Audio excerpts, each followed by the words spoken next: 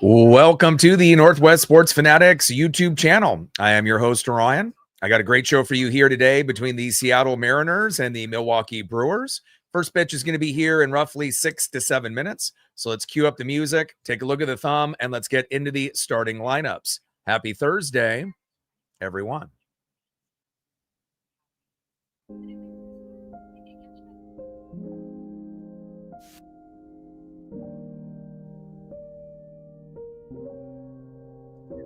On the left, one of the best second basemen in the game already, Cole Clutch Young. And on the right, Milwaukee's very own Jackson Chourio.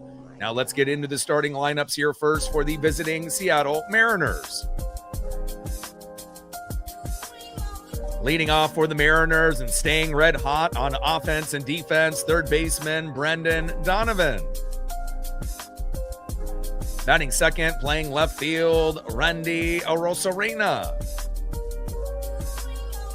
Batting third and playing right field, the Italian stallion, Dominic Canzone. Batting cleanup, batting fourth, center fielder, it's J-Rod, Julio Rodriguez. Batting fifth, playing first base, staying red hot as well, it's Nails, Josh Naylor. Batting sixth, DHing today for Seattle, again, Taylor Ward. Batting seventh, playing second base, Cole Clutch Young. Batting eighth, catching today for Seattle, Johnny Pareda. And batting ninth, playing shortstop, Brock Rodden. And on the mound for the Mariners with an 8-9 record, ERA of 3.89, it is Furious George Kirby. And now let's get into the starting lineups for the home Milwaukee Brewers. Leading off for the Brewers at second base, Bryce Terang. Batting second, playing left field, Jackson Chourio. Batting third and playing first base, Jake Bowers. Batting cleanup, batting fourth, catching today for Milwaukee, Gary Sanchez. Batting fifth, DHing the OG, Christian Yelich. Batting sixth, playing shortstop, Joey Ortiz. Batting seventh, playing center field, Garrett Mitchell. Batting eighth, playing third base, David Hamilton. And batting ninth, playing right field, Luis Lara. And on the mound for the Brewers, 3-5 record, ERA of 4.54, is Robert Gasser. Tridents up. Let's go M's.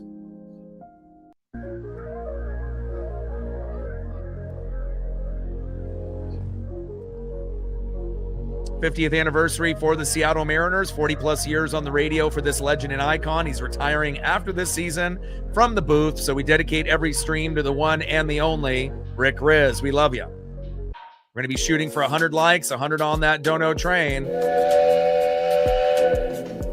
and 5 to 15 subs. Let's get it, baby. And Reflect getting started with the dono train. Let's win the series. I appreciate you. One of the OGs on the channel. We're at 10 on the dono train, 90 to go. Appreciate you very, very much. And again, you know, just because we got blasted in game number one does not mean that we're going to lay down for anybody. And honestly, you know, we have more of a problem, you know, playing teams like the Angels, the Athletics, and the Royals and playing down to competition rather than playing up to the competition against teams, you know, that are top tier. Now, sometimes when we play, you know, the teams like the Rays or the Yankees, you know, or the Dodgers or the Phillies or this team in Milwaukee, you know, sometimes things go wrong. There's no doubt about that. But a lot of times, you know, we're not going to get swept. We're going to fight. And again, we definitely responded very well, just like we did in the Houston series. We lost game one, put up back-to-back sevens in game 2 and 3, won that series. got blasted in game one against Milwaukee in one of the worst losses in franchise history. And what do? Do we roll over and die? No, we get up, we score 7 runs in the first 2 innings, and we end up winning the game yesterday. And hopefully we can get George Kirby to pitch well, giving up 2 runs or less, 3 at the max. And if the bats come alive and we can score more than 5 runs, there's a pretty good chance that we can end up winning this series and give us some momentum as we go into this tough schedule in August. Let's go. I feel good about today. Miguel in the building. I agree. Let's get it. Dante's in the building. Let's go. C in the building. Andrea in the building. Let's go.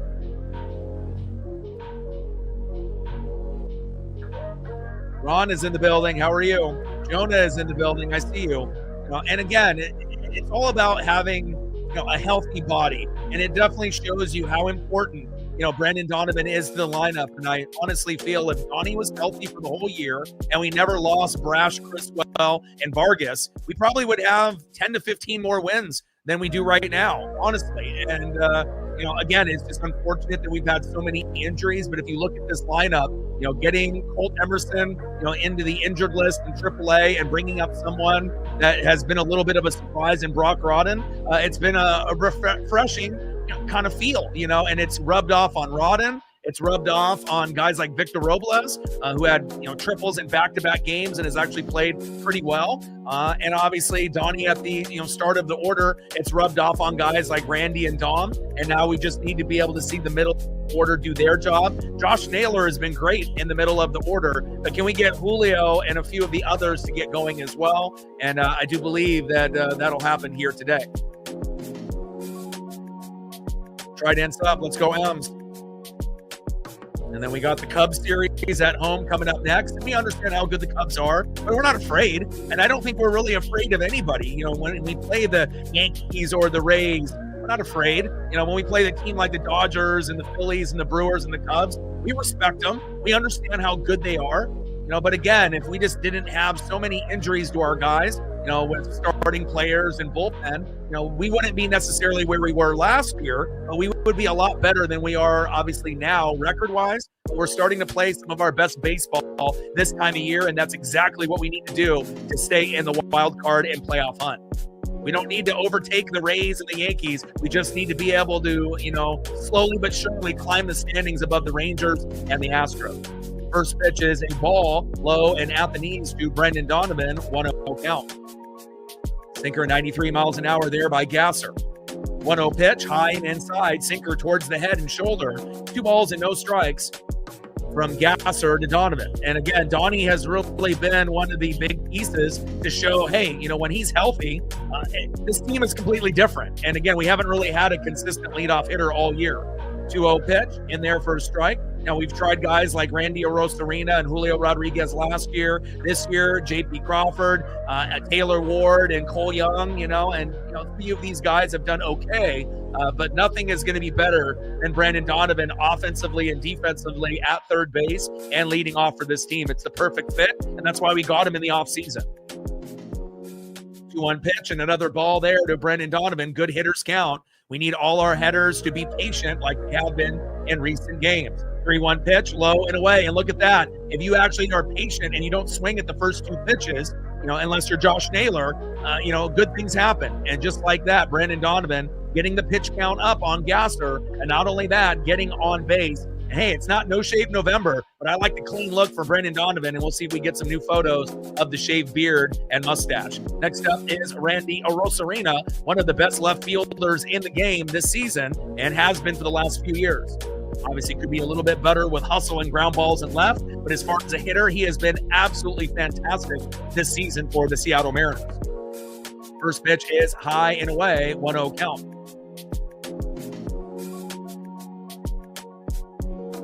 1-0 pitch with a cutter, 88 miles an hour in there for a strike. 1 ball and 1 strike from Gasser to Arozarena.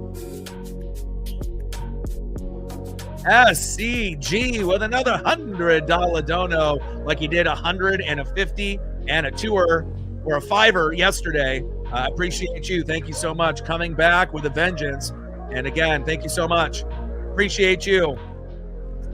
I appreciate it. It means more than than I can say. And obviously, Paisley is my number one priority, and this channel is number two, 1A and 1B. And I appreciate it. Big swing and a miss on a 1-2 pitch, four-seam fastball by Gasser, throwing the gas, and that is one away. We're off to a very good start. Reflect with a tenor. And SCG back at it again like he was yesterday. And it's kind of refreshing to be able to see, some of these bigger donos that we got kind of on the regular last season. And they're a little bit, far and few between this season. And I get it. The Mariners haven't played up to their potential, but it's just great to be able to have support like that. Thank you, Reflect. Thank you, SCG. And Paisley says thank you as well. First pitch into Dominic Canzone with the cutter, 87 miles an hour in the zone, 0-1 count. And again, this was a regular type of thing for us last season, and again, we still end up getting, 5s and 10s and 20s, but the 50s and 100s and the donos that are above and beyond, obviously, if the Mariners play better, then more people are willing to, show that kind of love. But even when the Mariners aren't playing to their top tier ability, it's nice to be able to see that we got support like this and some of the best fans on planet Earth, a part of this channel, the Northwest Sports Fanatics. Thank you. 0-1 pitch, big swing and a miss, low and away. No balls and 2 strikes from Gasser to Canzone. And then it'll show the others, that, hey, whether you donate $1 or more, good things can happen. Hard hit ball, deep right field. Dominic Canzone back to the wall and caught. And a big catch there in right field. And Donnie has no opportunity to tag up and has to head back to first base. 2 down with Donnie at first, and obviously a great play out there in right field by Luis Lara. Next up, in the 4-hole center fielder, it's J-Rod, Julio Rodriguez. On deck, a very hot hitter in the last month and a half, Josh Naylor. Shout out to Reflect and SCG. MVP's here early. First pitch, big swing and a miss, high and inside to Julio, 0-1 count. And again, we need Julio to be patient in the box. It feels like everyone has got the memo. And obviously the one guy that maybe isn't patient in the box is Josh Naylor, but that's probably the exception for a guy that's been hitting and seeing the ball so well that I don't really want to see a lot of guys swinging at the first 2 pitches. But if it's Josh Naylor, you get the pass. 0-1 pitch, high and away. Change up missing, 90 miles an hour. 1 ball and 1 strike from Gasser to Julio Rodriguez. 1-1 pitch, hard hit ball by Julio, and it drops in the gap in left field. Here we go. Donnie and Julio getting the party started. And let's see if Josh Naylor can get that RBI to get us going. Great job by Julio Rodriguez, who was hitless yesterday. And a lot of times when you got a guy that's hitless the previous day, they're going to come up big today. And I believe Julio and Cole Young will do that here this afternoon. Next up is Josh Naylor. And then finally we get a good Mariner photo of Taylor Ward. Let's go. Right ends up. Let's go Elms.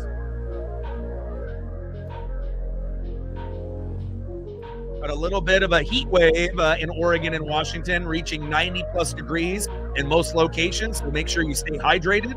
Me and Paisley woke up very early today, 6:30 to get that first walk in, and did another one around 9:30. Got back about 30 to 45 minutes ago so I could prep. And again, make sure you're drinking plenty of fluids and keeping your pets hydrated as well. First pitch is high and away. 4-seam fastball, 1-0 count. 1-0 pitch, little slow dribbler here by Naylor. Routine play to first. Toe tap on the bag, and that is out number 3. Mariners leave 2 stranded here early, but it's a good sign to be able to see a few of our guys get hits early, Donnie as well as Julio Rodriguez, and hopefully we'll be able to get on the board sooner than later. Trident's up. Let's go Elms. Shout out to my boy Brooks Beats with the best beats on YouTube. Let's go to the bottom of the first inning and see who's up next here for the Brew Crew. Leading off for the Brew Crew with the best record in baseball, second baseman Bryce Durang. Batting second, left fielder Jackson Churio. And batting third, first baseman Jake Bowers. And on the mound for the Mariners, 8-9 record, ERA of 3.89. It is Furious George Kirby. And if Kirby can pitch like Logan Gilbert did yesterday, we're going to have a very good chance of actually winning a series against the best team in baseball. And not only would that give us confidence as a fan base, but it also give us confidence going against the Cubs when we come back home there at T-Mobile, playing a very good Chicago Cub team. Trident's up. Let's go Elms. Johnny Pareda is catching today, filling in for Cal Raleigh, giving Cal some rest as we go into the Cubs series starting tomorrow. And I don't think anyone's really going to have any beef with that. It's not like Cal has really been the best hitter. Obviously, defensively, pretty good. Calling games and being a leader, good. But again, it will give an opportunity for Cal to get a breather, and then also for Pareda to see if he can get that back going, like he did in, obviously, early to mid-May before he got called down.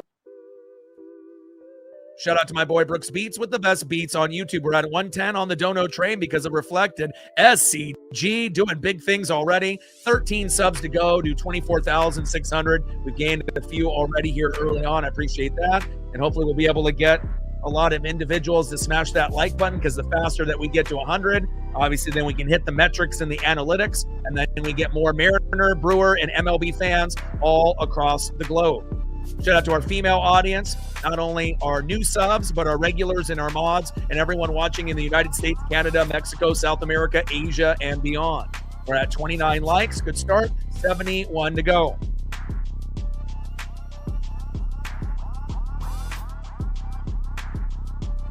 Steph in the building. What's good?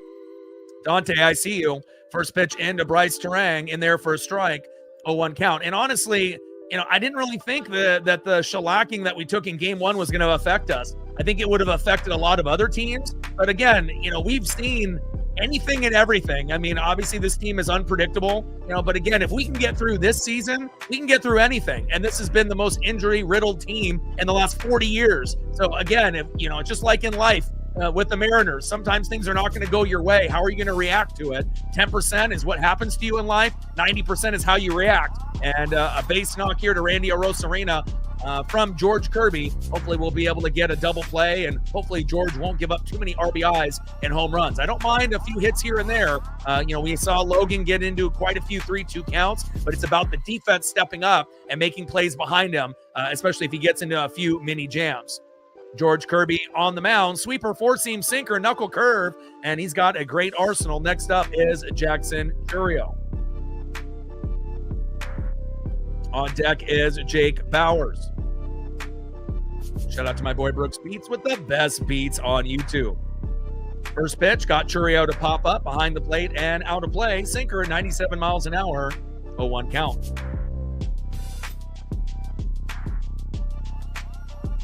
Go, baby.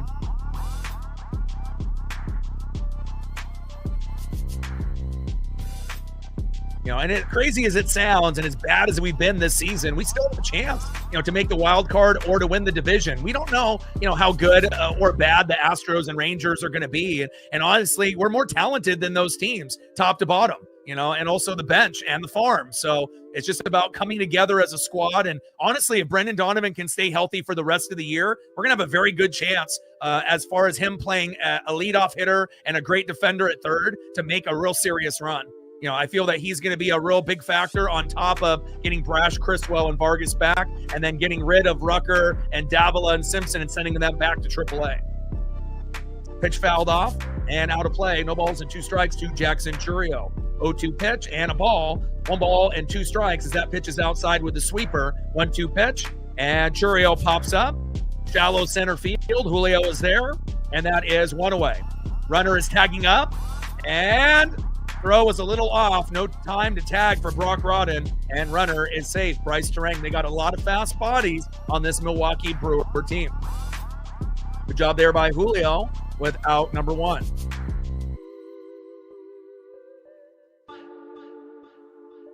No fly zone in full effect. Churio there with the sac fly. Next up is Jake Bowers. On deck is Gary Sanchez, so we don't have to worry about Contreras playing today. Obviously, both starting catchers for the Brewers and the Mariners are out today, so we'll see who ends up playing better between Pareda and Sanchez. First pitch is a knuckle curve outside, 1-0 count. Hey, it's a hot one today. I was going to be wearing the jersey, but 91, and it's already in the 80s in most places in Oregon and Washington. So didn't want to rock the jersey, but I do got the All-Star T-shirt from the game at T-Mobile a couple years ago. So I figured I'd rock that here today. Knuckle curve there again. Pitch high and away, missing. 2 balls and no strikes from Kirby to Bowers.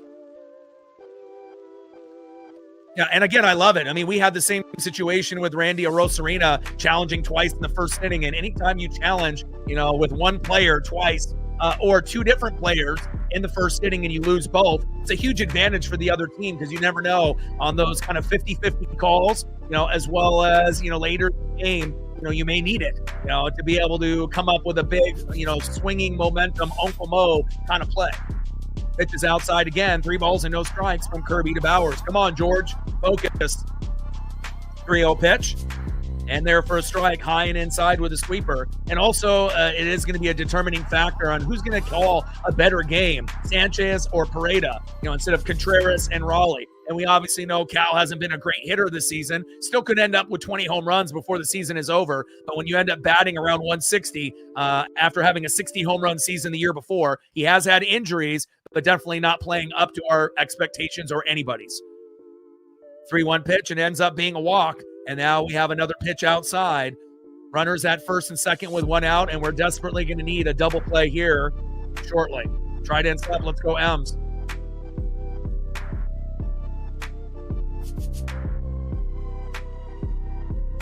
Hey, and Johnny loves bat flipping.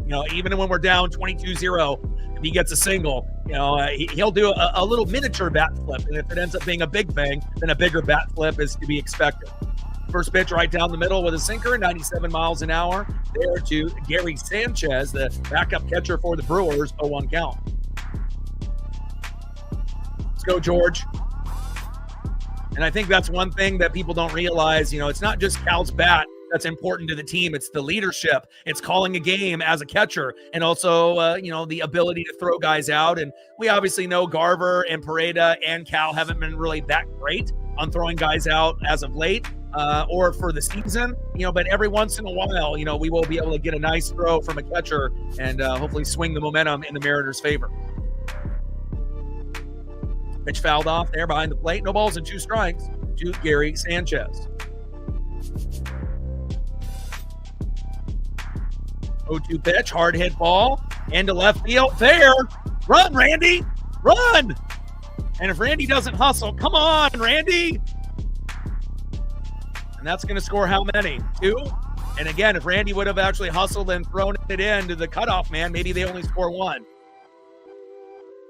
And a big RBI by Sanchez, and George giving up runs here early. And again, 5 to 10 runs is what we're going to have to put up. And unfortunately, that ended up dropping in fair territory. And these are the type of things. For every big play that Randy makes with his bat, how many plays are you going to kind of play like this? Let's hustle a little bit, and throw as hard as you can. No matter if they're going to score 2 runs automatically. Show us that you actually care and that you're trying to throw to the cutoff man. Like how many times has Randy actually got it to the cutoff man or been able to throw it to the catcher from the outfield? Not very many times. Even if they were going to score the 2 runs, we just want to see it as fans. First pitch, big swing and a miss to Yelich, the OG, 0-1 count. 0-1 pitch, high and away. 1 ball and 1 strike from Kirby to Yelich. And again, Randy is one of the best left fielders. If you look at his, stats, there's no doubt about it. Especially this season, he's still one of the best left fielders, in the league. But gosh, man, the hustle, especially on those ground balls, is just killing me. 1-1 pitch, and Yelich with a little blooper, and it drops in front of Julio. And Julio gets it off the scoop. Runners pump the brakes, and we got to be able to prevent them from scoring any more runs. Runners now at first and third with 1 out. We desperately need a double play.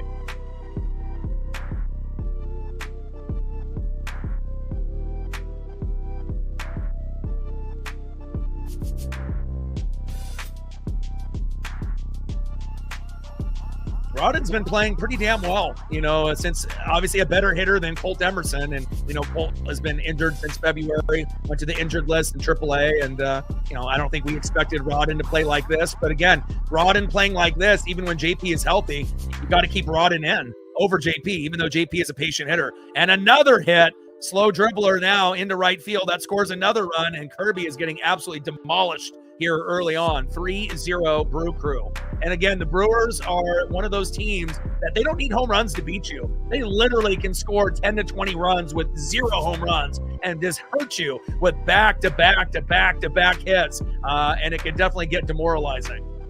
and Joey Ortiz. And again, they may not have a lot of big names that are recognizable league-wide, but this team is very well managed, and more times than not, as long as their starting pitcher doesn't have a meltdown like May did yesterday for us, they're going to be doing this to a lot of teams, and that's why they're the best team in baseball.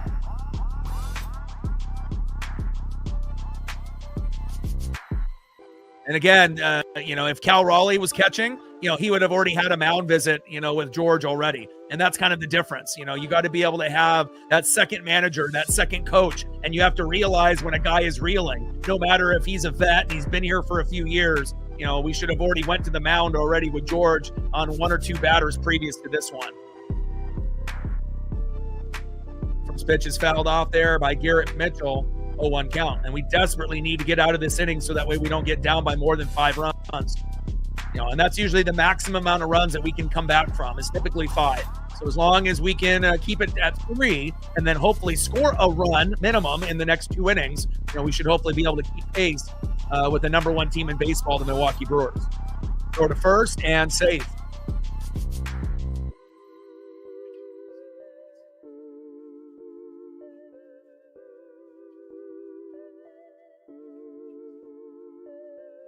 Yeah, Dan's not going to get fired until the end of the year, and at the end of the year, they may still not fire him.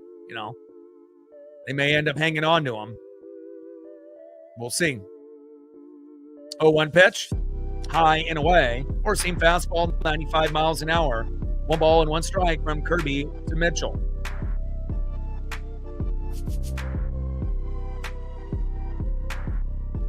Garrett Mitchell in the box. George Kirby on the mound. And no throw there by Pareda. And runner is safe. Now runners at second and third with 1 out, and the Brewers are one of the best teams in baseball in running the bags. And Johnny was going to throw that ball, but it slipped out of his hands, and hopefully Johnny will be able to get a few guys out at some point, because we're going to need it. Stolen bag there by Ortiz. Runners at second and third. 1-2 pitch, low and away. Splitter missing. 2 balls and 2 strikes from Kirby to Mitchell. 30 runs, 34 hits for the Brewers, 7 runs and 16 hits for the Mariners in the series so far.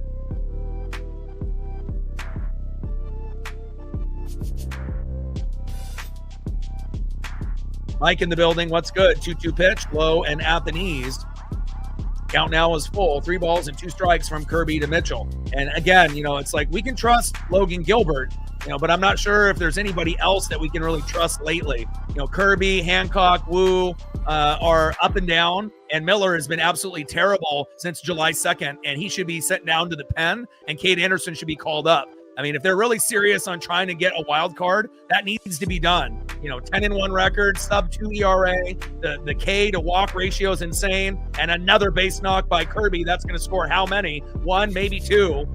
And just like that, the Mariners are down 5-0. Ridiculous. And again, Kirby, Wu, Hancock, Miller, and this string of guys giving up 5 runs lately. Miller giving up 5, Mooney giving up 5, and now Kirby giving up 5. I'm kind of getting sick and tired of pitchers, whether they're the closer or a starter, giving up 5 runs. It's just, not ideal. Now, the bats have been better for us, as of late.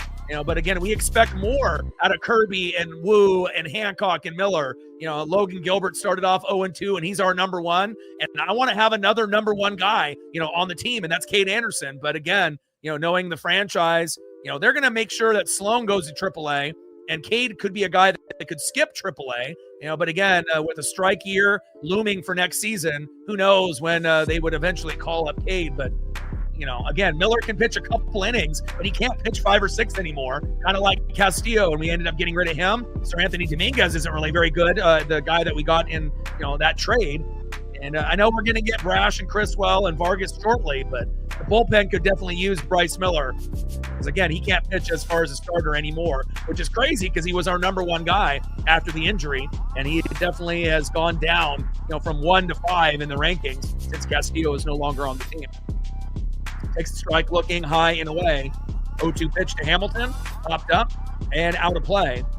And I don't know what's more demoralizing, when you end up, not giving up a home run and you still end up being down 3-4-5-0, or a team that can blast, 3 or 4 home runs on you and you get down 5-0. I think it's maybe more demoralizing giving up the hits, because you want to make sure you stop, the run. But again, it's up to the catcher and the pitcher to be on the same page. And obviously George not pitching well. And again, if Cal was playing, we would have gotten at least a mound visit a little early on. And that's kind of the difference between having a vet catcher and someone that is the backup, And even if Pareda would have had a mound visit, it may have not mattered. It may have still ended up being the score. But, sometimes you got to be able to know when to stop the bleeding.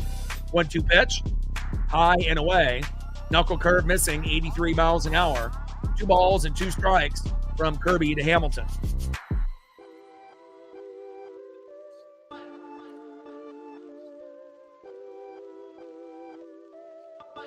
Come on, Kirby. You're better than this, And again, he may not be the number 2 right now, out of the 5 guys in the power rankings. It's kind of like Logan Gilbert 1.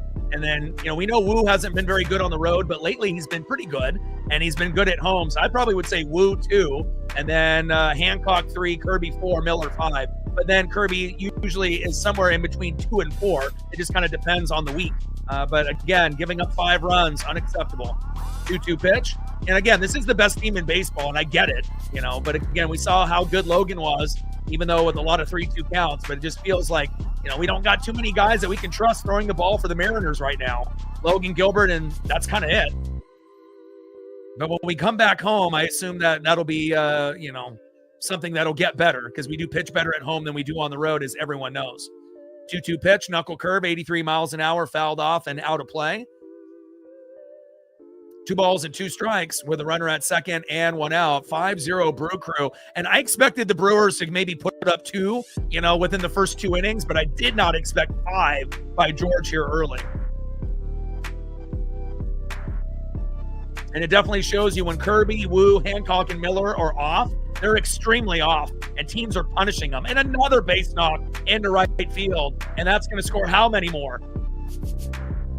And Hamilton to second base and save. 6-0 Brewers. Yikes.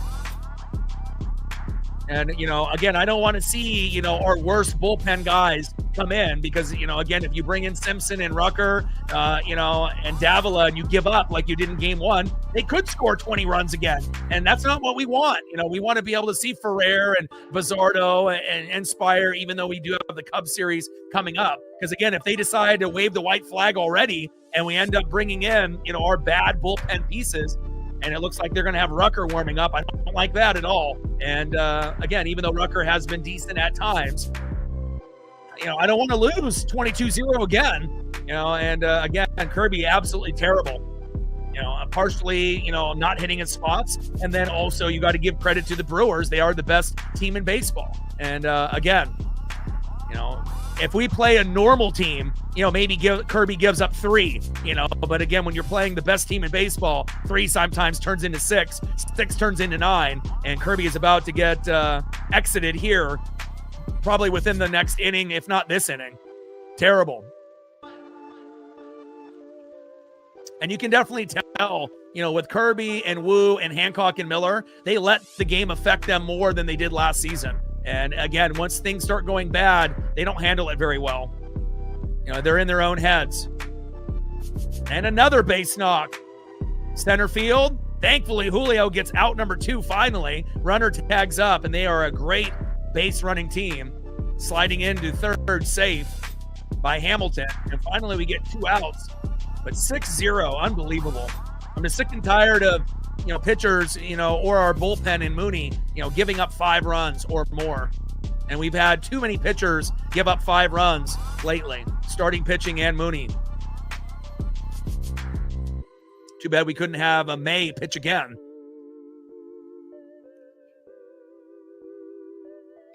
And they're back at the top of the order already.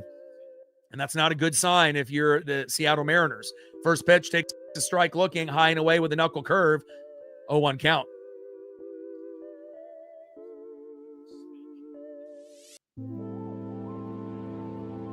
Oh, 1 pitch, low and at the knees with a sweeper, 87 miles an hour. 1 ball and 1 strike with a runner at third and 2 outs. Can't let them score anymore. They've already given up 6. We got to keep it that way. And again, the only kind of bright spot for the Mariners is that we have been swinging the bat well. So, again, I don't think that necessarily we're going to put up a 0 today.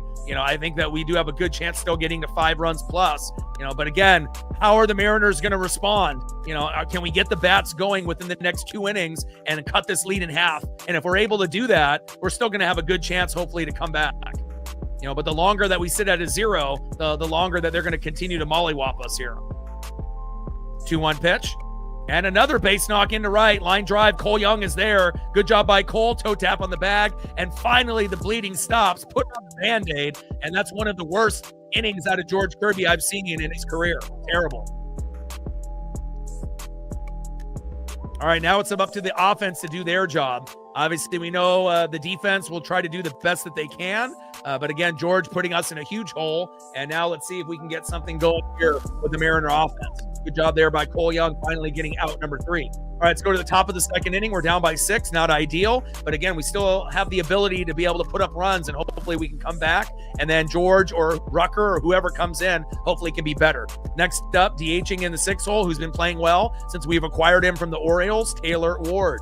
Batting second in the 7 hole, second baseman Cole Clutch Young. And batting third in the 8 hole, catcher Johnny Batflip Pareda.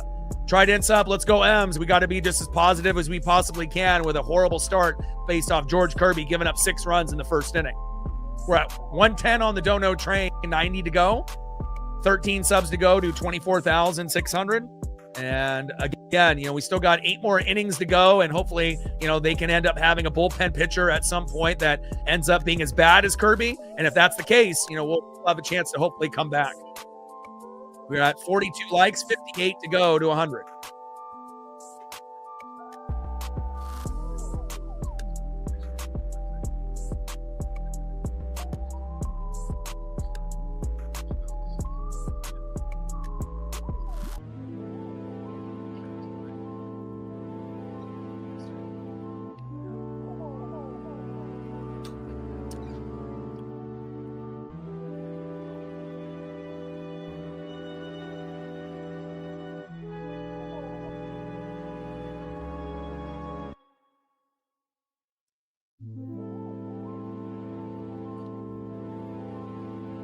Now, if we weren't swinging the bat lately very well, like we did against the Astros and the Brewers yesterday, I would be worried. But, again, we're going to need home runs today. We don't have the ability like the Brewers to be able to put up, 10 to 20 runs with no home runs. We still are going to need, back-to-back hits. We're going to need to draw some walks, maybe a couple guys getting hit by pitches, maybe a few wild pitches, and then we're going to need a couple home runs. And if we do get a home run, hopefully it ends up being like a 2-run jack or a 3-run bomb, because that could definitely get us back into the game. A single, a walk, a 3-run bomb, we're right back in it. I know that's easier said than done, but, that's how we have to think. 1-0 pitch, takes a strike looking. 1 ball and 1 strike to Taylor Ward. 1-1 pitch on the corner, hitting the strike zone. 1 ball and 2 strikes from Gasser to Taylor Ward. 1-2 pitch, high and away.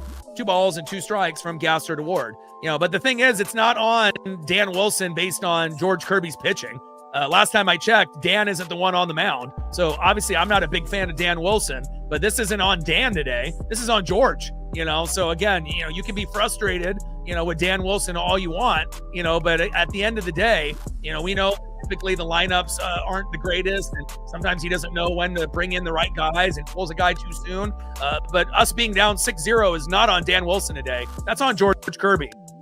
And again, we have to be able to separate the two. Sometimes it's going to be Dan Wilson's fault, and other times you've got to be able to call out the players. And this has nothing to do with Dan in the first inning. Count now is full. 3 balls and 2 strikes to Taylor Ward. 3-2 pitch, little dribbler towards third base and out of play. Count now is full. 3 balls, 2 strikes, nobody on and no outs. Bottom of the second inning. No. Top of the second. 6-0 Milwaukee.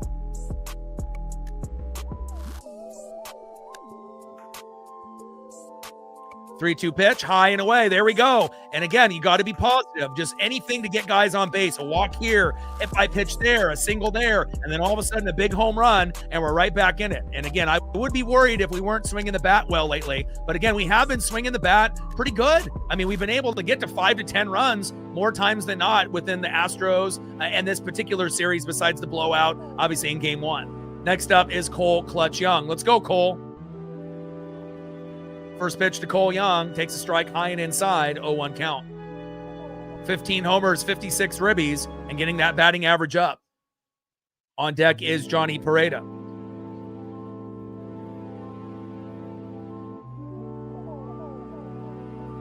Pitch in there for a strike with the sweeper, 80 miles an hour, no balls and 2 strikes from Gasser to Cole Clutch Young. We're going to have to be patient in the box, steal a few bags. And again, we have to be timely, if we're going to go for like a double steal or, stealing from first to second. You can't be, you have to be very strategic, especially when you're down 6-0.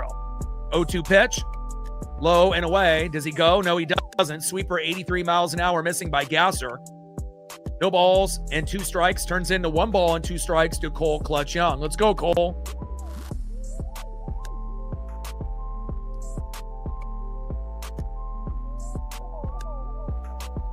One-two pitch, hard hit ball, deep left field, fading out of play. Sinker 95 miles an hour there by Gasser. 1 ball, 2 strikes with a runner at first with no outs. Top of the second inning, 6-0 Brew Crew. And again, the faster that we can get to 1, the faster that we're going to be able to hopefully kind of get back in this game. And if they decide to pull George, hopefully we get better results. And if they keep George in, hopefully he can settle down and not give up any more runs for at least a couple more innings besides, some of the top tier guys that they have on their squad for Milwaukee. 1-2 pitch, high and away, 2 balls and 2 strikes from Gasser to Young. 2-2 pitch, hard hit ball, fading into left field, out of play. 2 balls and 2 strikes from Gasser to Young. Come on, Cole. And usually guys for the Mariners that go 0 for 4, 0 for 5 typically get hits the next game. And Julio already got a hit, and we need Cole to do the same. 2-2 pitch, hard hit ball, in left field, fading out of play. Grinding out this at-bat by Cole Clutch Young. Let's go, Cole. Young in the box, and Robert Gasser on the mound. And again, Gasser's 3-5. He's got an ERA of 4.54. So it's not the same as game number 1, based on, the pitching that we had then. 2-2 pitch, and Young pops it up. Should be a routine play for Laura in right field, and it is, and that is 1 away.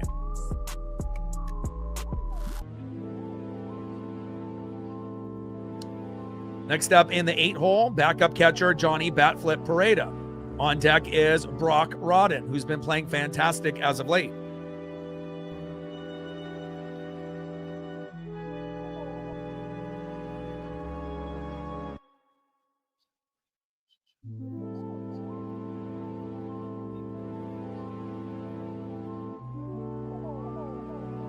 First pitch into Pareda for a sinker, 93 miles an hour, in there for a strike, 0-1 count.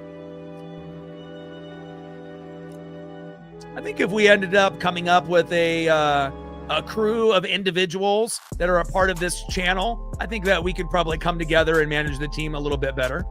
Not just myself, but a few others. You got to have the analytics and the statistics, but you also have to have awareness, read the room, and understand who's been good and who hasn't. And again, we just got to be able to try to do our best to kind of claw our way back into this game. Pitch fouled off there by Pareda, out of play. No balls and 2 strikes from Gasser to Pareda. 0-2 pitch, big swing and a miss. Down goes Johnny, and that is 2 away. Next up is Brock Rodden.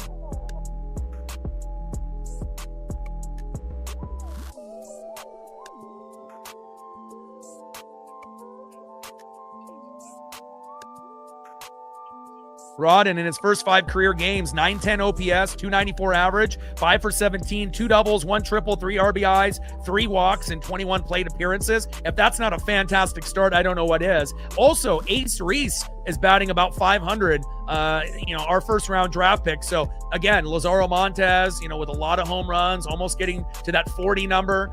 Michael Arroyo, an infielder, playing very, very well. Cade Anderson and Ryan Sloan killing it as pitchers. Cade a little bit better than Sloan, but still both are playing great. And then you got Ace Reese, our first round draft pick, looking very sexy early on. We got a bright future. And even though we were pulling for Colt to turn it around, Brock Rodden has been a great surprise for the Mariners here.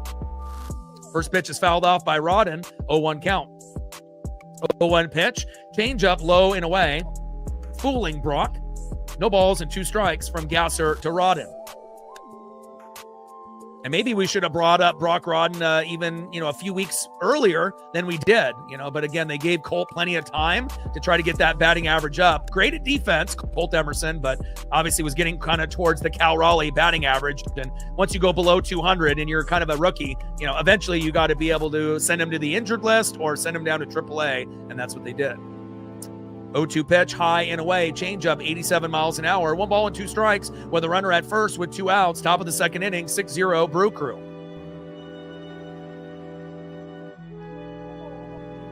One-two pitch, and Rodden, nice, let's go! Rodden with another hit, and I love seeing our young guns play well. Great job by Brock Rodden, and again, you never know. End up being a spark to the team, and Rodden and Brandon Donovan have definitely been that spark. And like I mentioned, 910 OPS, 294 average, 5 for 17, 2 doubles, 1 triple, 3 RBIs, 3 walks, 21 plate appearances, and add another single to the list. He's going to be batting 300 here sooner than later. Great job by Brock Rodden.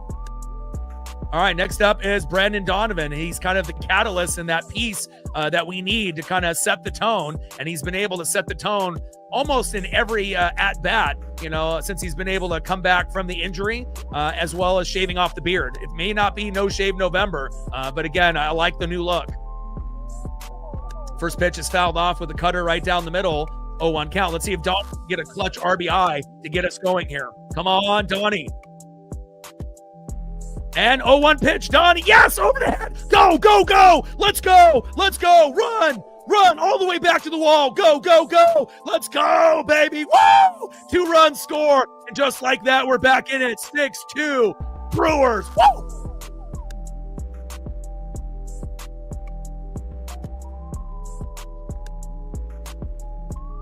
Tarang almost had it, baby. Let's go. And again, that's why you don't give up on this team. And again, Rodden and Brandon Donovan have been a big reason why we've been able to come back, as well as Josh Naylor. Those 3 guys have been able to rub off on some of the others like Victor Robles and again, Taylor Ward. We just got to be able to find the right combination, and the right combination is having Rodden at 9 and Brandon Donovan at the 1 and a big art guy. And again, that could have been out number 3, and our luck hasn't been very good on those line drives right over the shortstop and second baseman's head. A lot of times that's an easy out for the other teams, but we get a little bit of luck to go in our favor. And in a game where George Kirby gives up 6 runs, I'm not going to give up on this team, and you sure as hell hopefully don't either. And again, just like that, 6-2 Brewers, we're right back in it.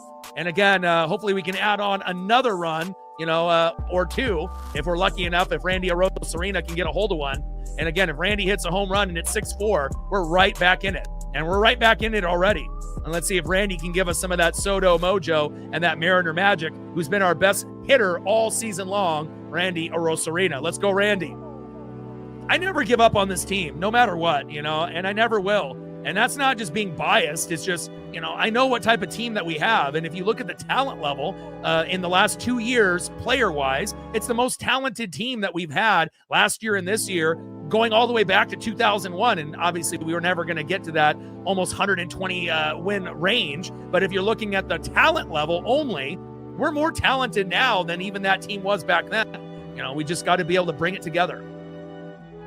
Takes a strike, looking high and away. Good take, 1 ball and 1 strike from Gasser to Randy Arozarena. 1-1 pitch, high and inside. Did that hit him? Yes, it did. And Randy taking over the number 1 guy, getting hit the most on the Mariners from Ty France, who's having a breakout year for the Padres. I'm really happy for Ty. But again, we just don't want Randy to get hurt. But again, a lot of times Randy's going to get hit on the wrist, on the shoulder, inside. And now we got runners at first and second. And let's see if Dominic Canzone can give us a Dom bomb. He hits a home run and it's 6-5. Let's go. Try dance up. Let's go, M's. Dominic Canzone in the box. Julio Rodriguez on deck. Let's go. And again, we got to maximize, these opportunities. But again, to me, Rod and Brandon Donovan, really big, contributors to this team as of late. First pitch by Dom in foul territory. Go foul, go foul. Ah! And they make the catch right in front of the Mariner dugout, damn it. And that is out number 3. I was hoping that Dom would be a little bit more patient in the box, has been a little bit overly aggressive. And really the only guy that gets the pass on swinging at the first 2 pitches is Josh Naylor. Everyone else should be looking at pitch 3, 4, 5, 6. But again, we can't complain. 6-2 Brewers, that's a hell of a lot better than 6-0. And again, I'm glad that we were able to respond early and right away. Great job, Seattle. All right, let's go to the bottom of the second inning. And hopefully if George comes back in, he doesn't give up any more runs and can be clean for a couple more innings. And if not, then obviously Rucker will be coming in. Kirby's at 39 pitches already. Gasser at 46. We're at 110 on the Dono train, 90 to go. Next up, 0 for 1 left fielder Jackson Churio. Batting second in the 3-hole right fielder. No. First baseman today, Jake Bowers. And batting third, backup catcher, 1 for 1 with a run and 2 RBIs, Gary Sanchez. Tridents up. Let's go, M's. 13 subs to go to 24,600. Less than 500 to go to 25,000. 6.2 to 6.3 million views. Next goal is 7 million views, then 8, 9, and 10. Shout out to our female audience, our new subs, our mods, our regulars, and everyone watching in the United States, Canada, Mexico, South America, Asia, and beyond. I appreciate you. And we're at 49 on the likes, 51 to our goal.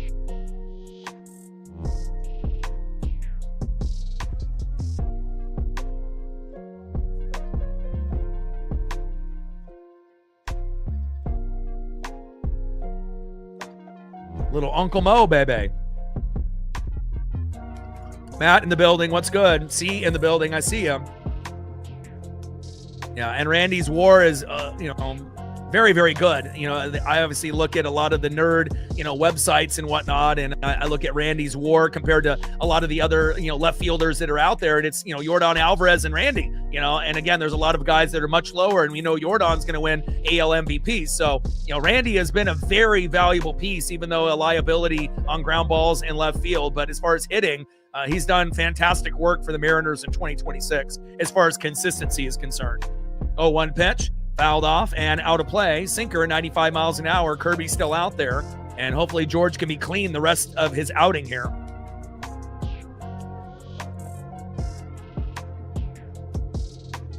Tridents up. Let's go, M's. 0-2 pitch. High and away. 1 ball and 2 strikes from Kirby to Churio. And hopefully we get a mound visit out of Pareda, which is not usually something you see out of a backup catcher, whether it's Garver, obviously no longer on the team, or Pareda. But, at some point you got to be able to, have that mound visit. And as soon as I say that, now Johnny comes out to the mound with George Kirby, and that was creepy. Got to get on the same page, based on the calls and what you want to be able to pitch. Location, what type of pitch, where you want to do it. And hopefully they're on the same page here. Shout out to my boy Brooks Beats with the best beats on YouTube.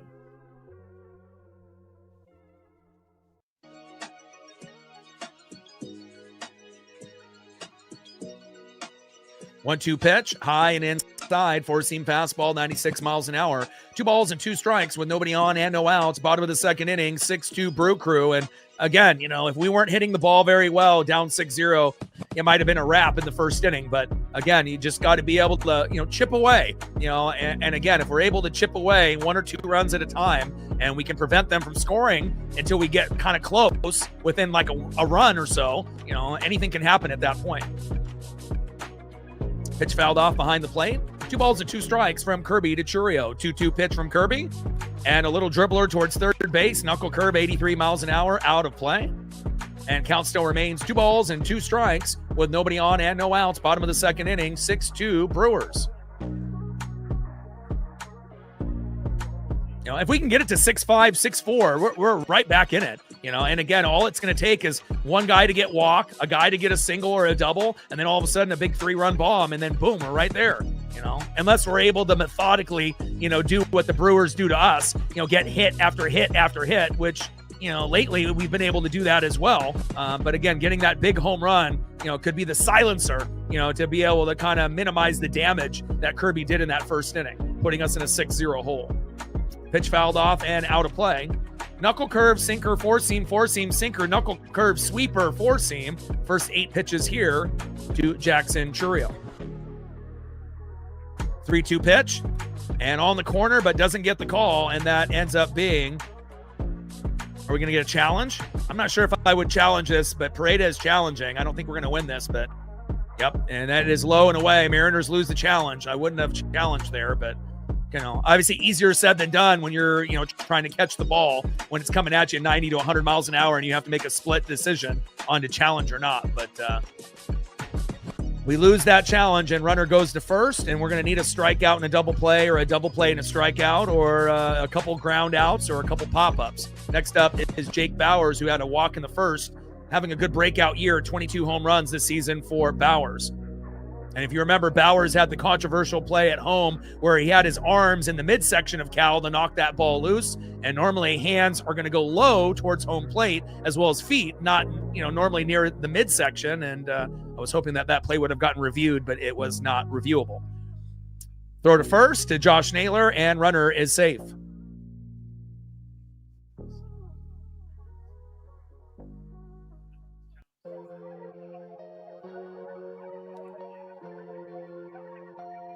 Oh, 1 pitch from Kirby. Check swing. Did he go? Yes, he did. There we go. Nice knuckle curve there. I like that. No balls and 2 strikes with that knuckle curve. Bauers is complaining. No balls and 2 strikes with a runner at first and no outs. And hopefully we'll be able to get Bauers out here, because obviously he's in his own head based off that particular play. And, you know, sometimes one bad call by an ump, you know, the rest of your at-bat is cake. It's done, you know, and let's see if we can end up smoking him here for a strikeout or an out. Come on, George. 0-2 pitch. Low and at the knees, knuckle curve, going into the dirt, 84 miles an hour, 1 ball and 2 strikes with a runner at first and no outs. 6-2 Brew Crew. Try to ends up. Let's go, M's. Make sure you're staying cool today. 90-plus degree temperatures in a lot of Oregon and Washington locations. Stay obviously hydrated and make sure you're taking care of your pets as well. Throw to first, and he is safe again.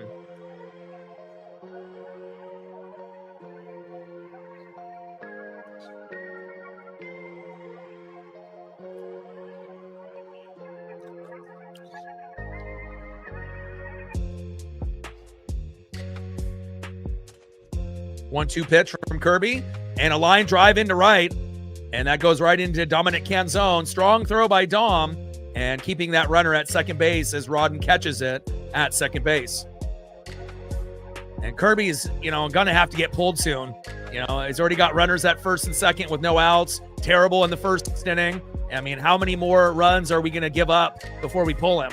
You know, and obviously you want guys to go 5-6 innings, but I assume that they're going to let, you know, the Brewers score 1 or 2 more, and then they would pull them by the time they get to 7 or 8. But, you know, again, sometimes you got to be able to pull a guy at the right time, and George just doesn't have his stuff, and the Brewers know exactly what's coming. Pitch popped up and out of play. But if he's able to get out of this jam and not have anybody score, I still would pull him and have a new pitcher in the 3rd inning.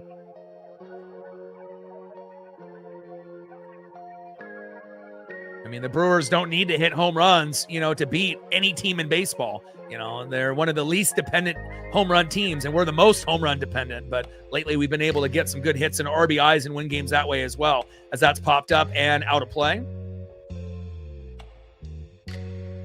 And again, for a squad that, you know, ends up having a lot of guys that you typically, you know, can get 7 to 10 Ks in the past, it doesn't really feel like a lot of our guys are getting a bunch of Ks anymore. It's like they're having to rely on long counts and the defense kind of bailing them out. And that goes with Kirby, Wu, Hancock, Miller, Mooney. And really the only guy maybe not to be in that category might be Logan Gilbert, even though he had a lot of 3-2 counts, but normally is able to get the outs when he needs to kind of stop the bleeding. Logan has been by far, our best pitcher all year, and started off 0-2, and obviously much, much better since then.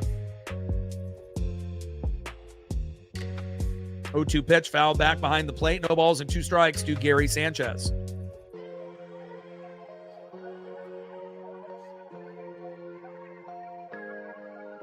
Come on, Kirby. Please just get some outs. 0-2 pitch. There we go. That's strike 3. That's a beauty. That's a beauty.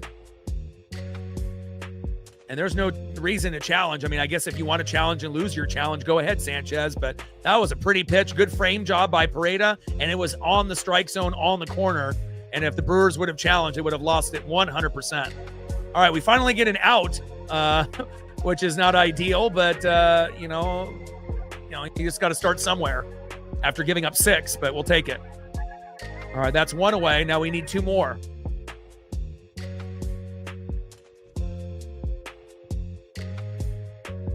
First pitch in there for a strike with a sweeper, 85 miles an hour to the OG Christian Yelich. 0-1 count. Really would be nice if we can get a double play here.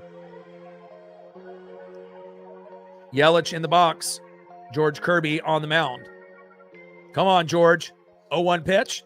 Big swing and a miss. That's one of the best pitches I've seen all day. Cutter, 91 miles an hour, ripping it right past Yelich. No balls and 2 strikes with runners at first and second and 1 out. Bottom of the second inning, 6-2 Brew Crew. Get Yelich out.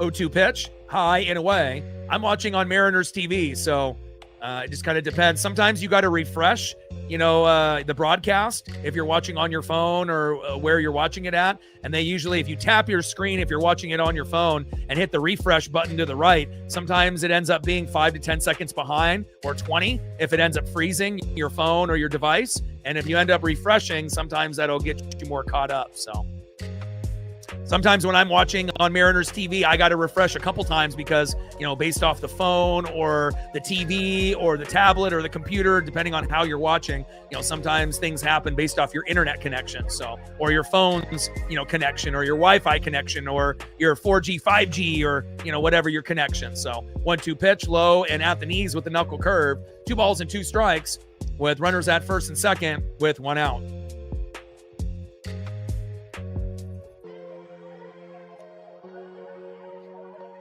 All day in the building. What's good? We got a great dono day again. Reflect with the tenor and SCG with 100 again. We're at 110 and back-to-back days of hitting over 100 on the goal, which is awesome. Again, we did that on the regular last season, and I get it. There's a lot of bandwagon, Mariner and Blue Jay fans that were on board last season for both of our teams. And sometimes, when things don't go, the way as planned, sometimes people lose interest. And, obviously we're Fanatics here. And, again, when the Mariners end up playing like they did last season, a lot of those fair weather and bandwagon fans, they'll be back. So, it is what it is. But great to be able to see the support even in a challenging year in 2026. 2-2 pitch. And a line drive up the middle. Give me a double play. Give it to me. And why did Rodden hesitate there? Why did Rodden hesitate? Once you toe tap on the bag, throw it immediately. Unless Naylor wasn't looking and thought he was going to hit him in the face or something. But what was that, Rodden? You've been a great hitter and your defense has been pretty good, but why hesitate when we had an easy double play there? The only thing I can think of is Naylor wasn't looking. And then he didn't want to throw and hit him in the chest or in the face, but I don't understand what happened there. But we're going to get a Mariners challenge, and hopefully he was out anyways, but very weird hesitation there by Rodden. Let's look at the replay here to see if Naylor was even on the bag or paying attention. All right, he's there, hesitates. I don't know what was going on there, unless Naylor wasn't on the bag yet. And Naylor was kind of, it looks like he was kind of in the green area. So I think maybe Naylor was out of position and he didn't get to first base in time. And Rodden with the challenge, we still get the out. There we go. And again, great job there. Even with the hezzy, by Rodden. And again, I don't think it really was on Rodden. As I was seeing the replay, Naylor was in the green. So when Rodden was about to throw it, he wasn't even on first base yet. So if he would have thrown to Naylor and the initial, hesitation, it would have ended up probably being a wild pitch going into the dugout. So, sometimes you got to look at replays to see, okay, is that Rodden's fault or was that Naylor not being on first base and covering in time? And looks like what it was. But even with that being said, Naylor finally got to first base. Rodden with the hezzy still got the throw there. And after the replay, he ends up being out. Great job there for out number 3. Good job, Mariners, with the defense with the double play. Good job by Rodden and Naylor. All right, let's go to the top of the third, and let's see if we can chip away and get another 1 or 2 runs. Good job by Kirby not giving up any more runs in the second. Next up, in the 4-hole center fielder, it's J-Rod Julio Rodriguez. Batting second, 0 for 1, first baseman, it's Nails Josh Naylor. And batting third, 0 for 0 with a run and a walk, DHing Taylor Ward. Tridents up, let's go Elms. We're at 110 on the Dono train because of Reflect and SCG. 90 to go to hit 200. 13 subs to go to 24,600. And let's see where we're at on our likes. Hopefully we're at the halfway point. And let's see how many we are at. We're at 56, 44 to go.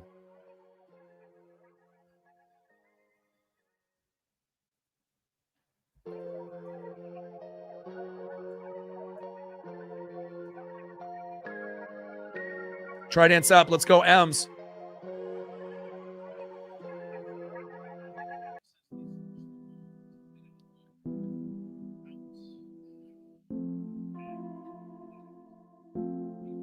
All right, so Mariner Moose, we need that Soto mojo.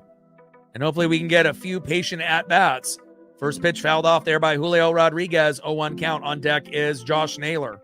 And I'm glad that we finally got a Taylor Ward, photo that we can use in a Mariner uniform. I've been looking and looking and looking. There just hasn't really been anything. But finally we got one. And, I'm not sure if Ward has to homer to be able to get like a better close-up. But at least we got one in a Mariner uniform now. 0-1 pitch, high and away with the changeup. 87 miles an hour, 1 ball and 1 strike from Gasser to Julio. 1-1 pitch, little dribbler towards first with the changeup. 88 miles an hour, low and away. Count now is 1 ball and 2 strikes with nobody on and no outs. Top of the third inning, we're down 6-2. Much better than being down 6-0 in the first inning. Tridents up, let's go M's.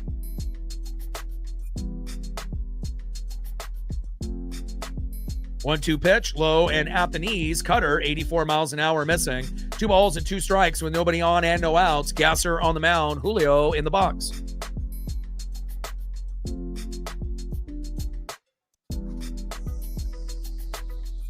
Tridents up. Let's go M's. 2-2 pitch, and Julio with a little blooper in the shallow left. And caught, and that is 1 away. Now, I don't usually do any preseason. I'll watch, but I'm not going to do a stream. But obviously, once we get into the regular season, Sunday night, Monday night, Thursday night, and then if I can squeeze in, maybe some of the Seahawks games this season, I'll try to do that as well, depending on when they're playing.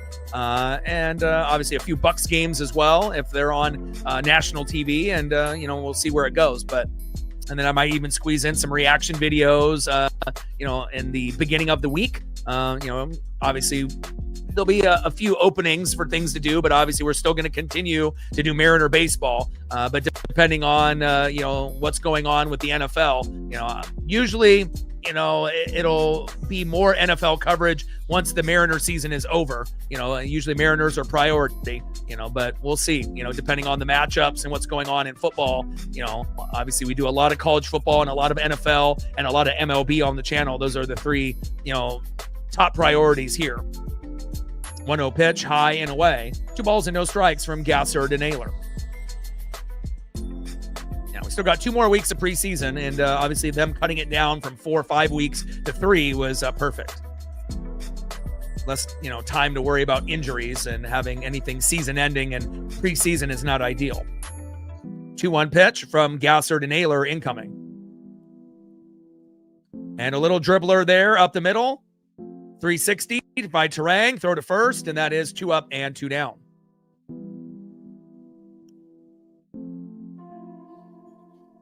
Next up in the 6 hole, DHing Taylor Ward. On deck is Cole Clutch Young.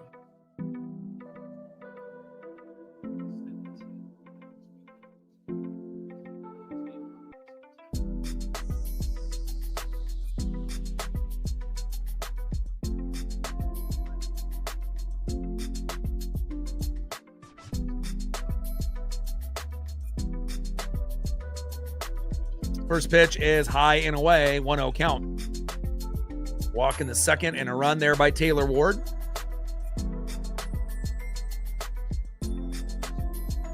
1-0 pitch, low and at the knees. And that's one thing about Taylor Ward that a lot of Mariner fans can appreciate. You know, it's like J.P. Crawford, very patient in the box. And again, we just need to have him come up with some clutch RBIs and hits. And honestly, for the most part, he's able to do that, you know, usually once a game. Now, if we can get him, you know, hitting twice in a game or getting on base twice a game or more, then the value obviously, you know, increases daily for a guy like Taylor Ward. We didn't really make too many moves at the deadline, but obviously, you know, it's either going to be like Ward or Robles, you know, kind of filling in the gaps, and we should be able to get JP back shortly as a role player as well. 3-0 pitch in there for a strike with a 4-seam fastball. 3 balls and 1 strike with nobody on and 2 outs. Top of the third, 6-2 Brew Crew.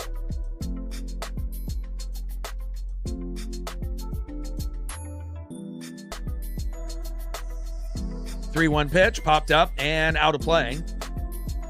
Count now is full. 3 balls and 2 strikes from Gasser to Ward. And obviously we know when Ward was on the Angels, I mean, he used to crush us on the daily. But then when he moved to the Orioles, you know, numbers went down pretty dramatically. But he was a patient hitter. And obviously a patient hitter and a right bat, obviously is what we were looking for. And that's what we got out of Taylor Ward. 3-2 pitch. And that's a pitch inside, low and at the knees. That fouls back behind the plate. Cutter 90 miles an hour there by Gasser. Count now is full. 3 balls and 2 strikes to Taylor Ward. And I try to watch as much preseason as possible. You know, we got college football coming up in the next few weeks as well. So we're definitely getting closer and closer to college football and NFL season, which is very exciting. 3-2 pitch, and that ends up being strike 3 on the corner and out number 3.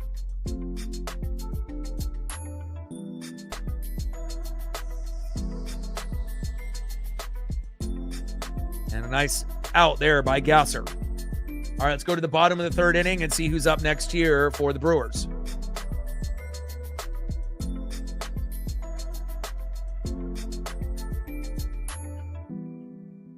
Next up for the Brewers in the 6th hole, shortstop, 1 for 1 with a run and an RBI, Joey Ortiz. Batting second, 1 for 1 with a run and 2 RBI, center fielder Garrett Mitchell. And batting third, 1 for 1 with an RBI. You can see a theme here. Second baseman, now third baseman, David Hamilton. Trident's up. Let's go M's. We're at 110 on the Dono train, 90 to go to hit our secondary goal. 13 subs to go to 24,600. And hopefully we're getting closer to our 100-like number as we approach the bottom of the 3rd inning. Shout out to my boy Brooks Beats with the best beats on YouTube. All right, we're at 63 likes. We're almost there. 37 to go.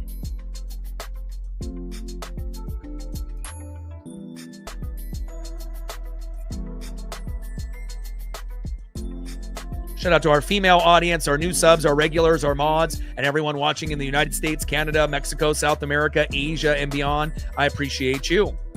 Trident's up. Let's go M's.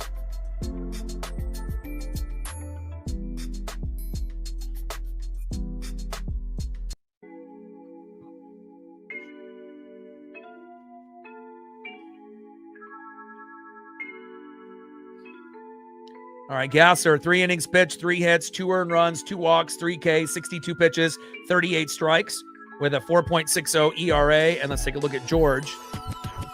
2 innings pitched, 7 hits, 6 earned runs, 2 walks, 1 K, 63 pitches, 42 strikes with a 4.22 ERA.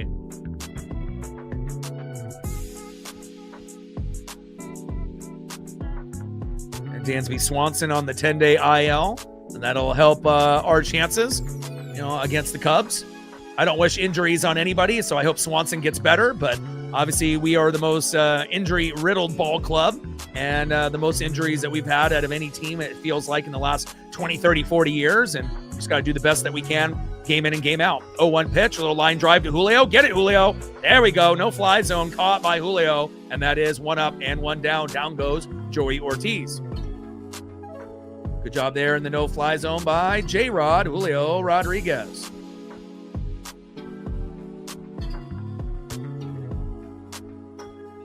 Next up is Garrett Mitchell. On deck is David Hamilton.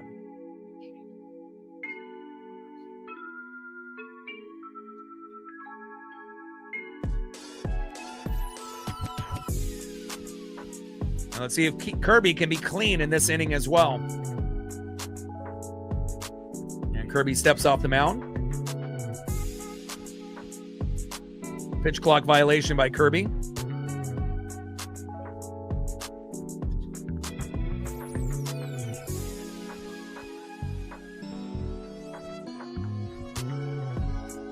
One-0 pitch to Mitchell. Big swing and a miss with a cutter.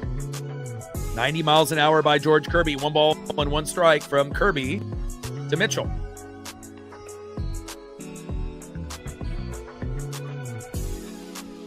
One pitch, a little dribbler up the middle. And in between Rodden and Young, no play available. Dom comes up to scoop. And a throw to second, and not in time to Rodden, and safe. Wish we had a little bit better defenders in left field and right field on ground balls. You know, obviously with Luke Raley and Dom and in right field, sometimes they make those plays, sometimes not. Randy usually can't make the plays on the ground balls. Pop-ups, everyone's good at those, but Lazaro Montes has got a real strong arm and a good strong bat. Looking forward to him being our starting right fielder one day.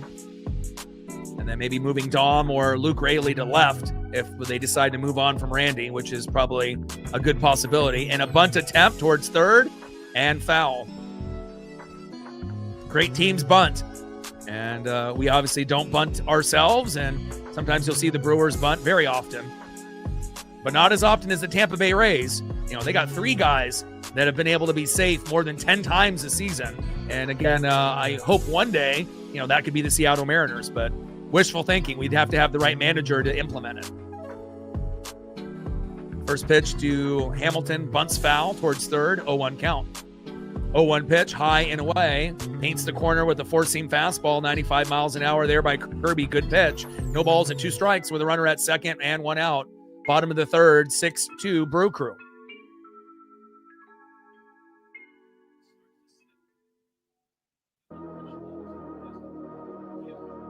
Shout out to my boy Brooks Beats with the best beats on YouTube. Kirby steps off the mound. Takes a look at Mitchell. Rodden comes into the pitcher, but no throw.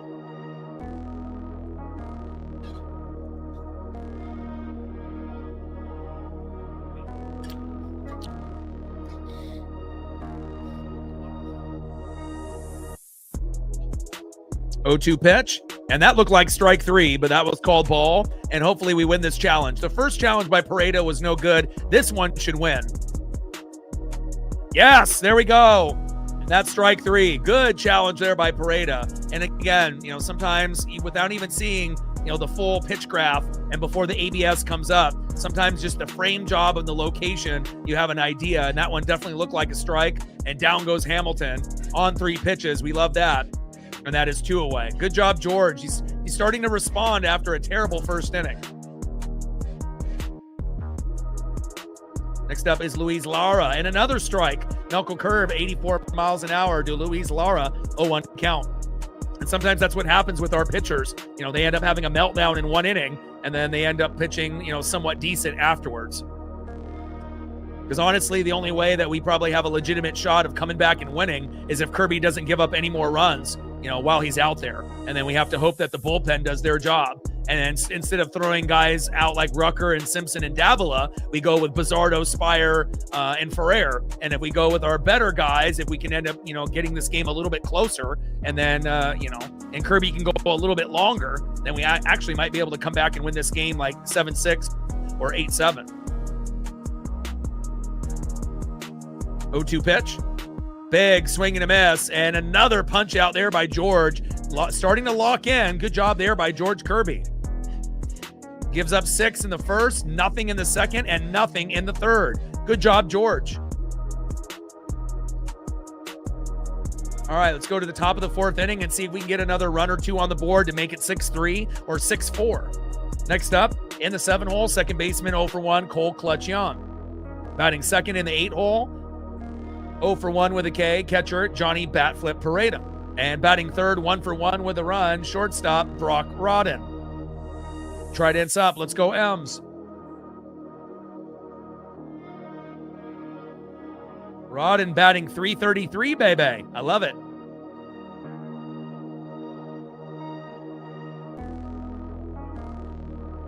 .110 on the Dono train with Reflect and SCG. 90 to go to get to 200. 13 subs to go to 24,600. We should be climbing closer and closer to that 100-like number. If you haven't smashed that like button yet, please do. It'll help more Mariner fans, Brewer fans, and MLB fans find the channel. In the game today, all over the world. We are global. 71 likes, 29 to 100.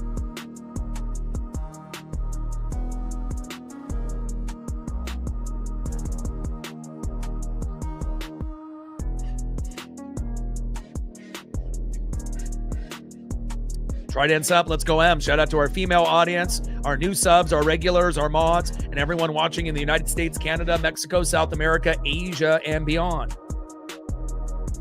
Trident's up. Let's go M's. End of the 3rd inning, 6-2 Brew Crew. Let's go Cole Young. Let's go Johnny. Let's go Brock. And this could be the inning where we end up getting on the board and scoring another 1 or 2, especially with Brock Rodden up. And then, obviously, Brendan Donovan potentially up, 4th in this particular inning. And we actually bunt with Cole Young. And I like seeing bunts attempted here. Ends up going towards third base and foul, 0-1 count. Let's go, Cole.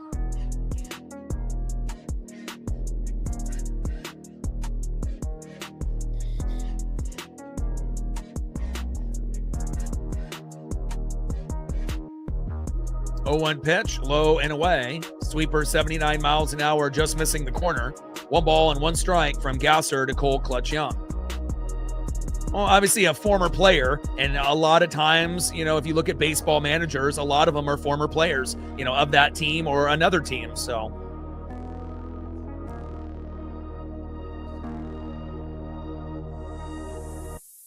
1-1 pitch is outside. 2 balls and 1 strike from Gasser to Young.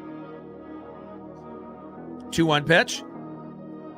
Big swing and a miss, low and inside at the knees with a cutter, 86 miles an hour. 2 balls and 2 strikes with nobody on and no outs. Top of the 4th inning. We're down by 4, but I'm hoping that we can cut it to 2 after this inning ends.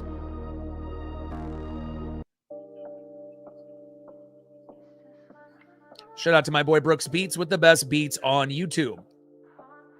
2-2 pitch from Gasser. Low and away. Good take here by Cole Clutch Young. Count now is full. 3 balls and 2 strikes from Gasser to Young.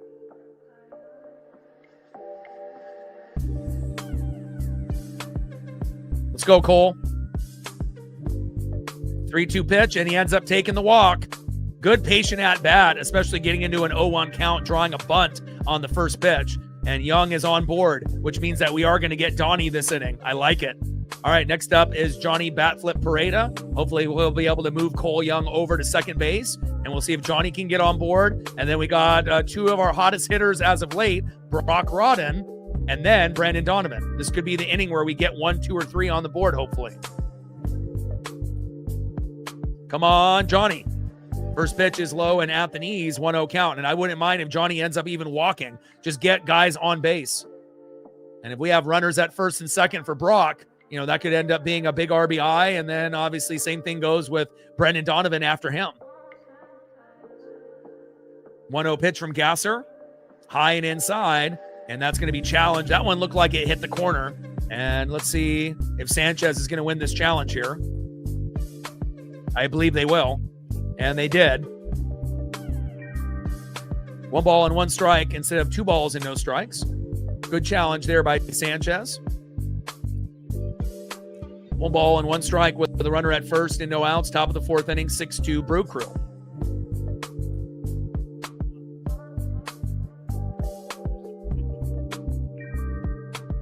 1-1 pitch. And Pareda with a little hit into the gap. Go, go, go. And let's go. Cole can get to third. Let's go. Johnny bat flip Pareda. Runners at first and third for our 2 hottest hitters next. Brock Rodden and Brendan Donovan. We're going to get on the board, baby. Let's go. Got to talk it into existence sometimes. Here we go. Great job there by Johnny bat flip Pareda. Next up is Brock Rodden. And great job by Pareda hitting one into the gap. And Cole drawing a walk after bunting on the first pitch. Let's go. Rodden up next, batting .333. And Brendan Donovan on deck. Let's go. We're chipping away. Could end up being 6'3", 6'4", 6'5", or even 6'6" here in a moment. Let's go.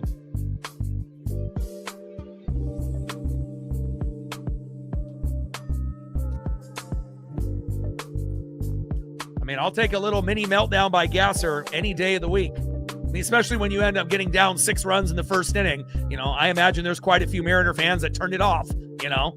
But again, you can't give up on this team no matter how bad it gets in the first inning.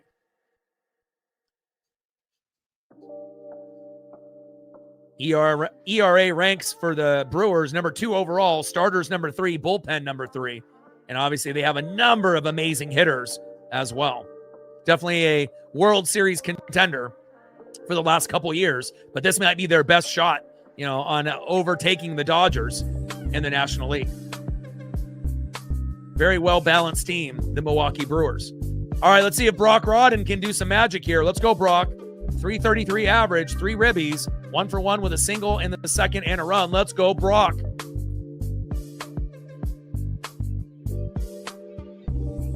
And Rodden going with a bunt, showing that he's a team player. Fouls it back, 0-1 count.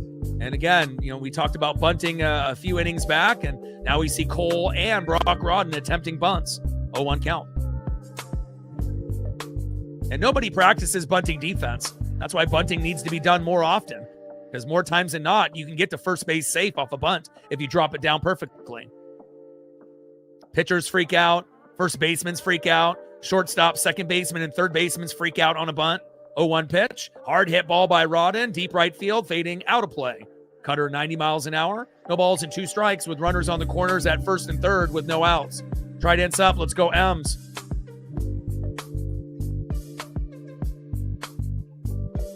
Let's go, Brock.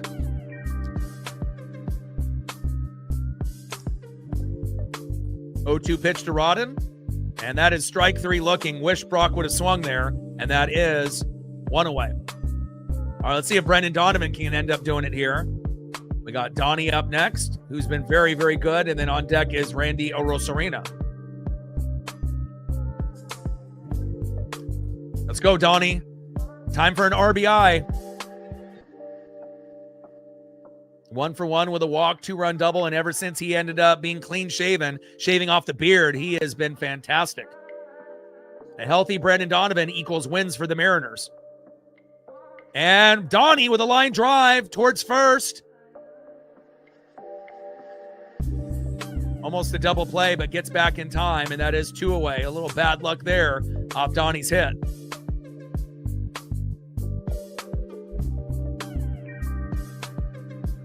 All right, next up is Randy Arozarena. And if we ever needed a 3-run blast, it's right now. Come on, Randy. And on deck is Dominic Canzone. See if Randy can end up hitting a 3-run bomb right here to get us to 6-5. Or even an RBI single to make it 6-3. That would be fantastic. Jimbo in the building. What's good? Tri-City's in the building. First pitch. It's a wild pitch. Wild pitch. Go, go, go. And Young scores. Woo! Let's go. Great wild pitch. I'll take it. 6-3 Brewers. Woo!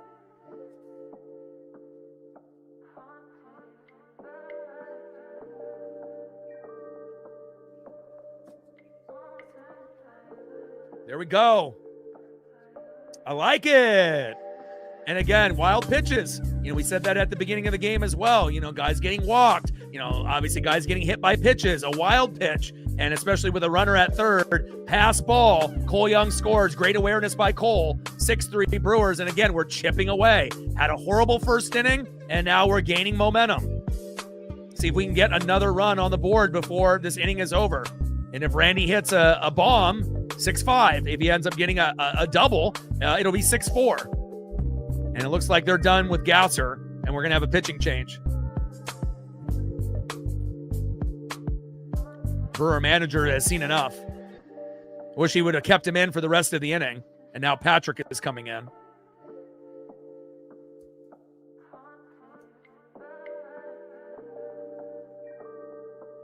All right, Chad Patrick is coming in.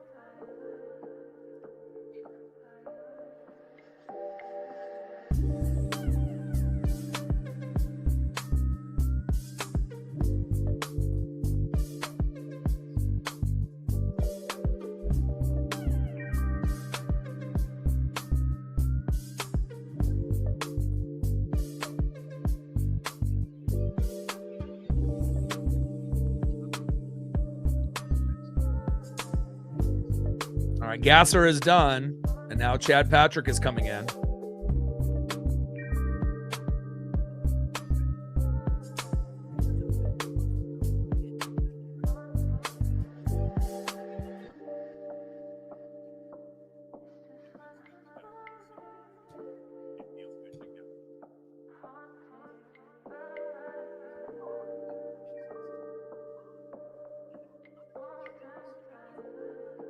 Top of the fourth inning with 2 outs. We got a runner at second. Now got a new pitcher in, and hopefully we'll be able to rough up Chad Patrick. And if we're able to do that, we're going to have a 6-4, 6-5 game here momentarily.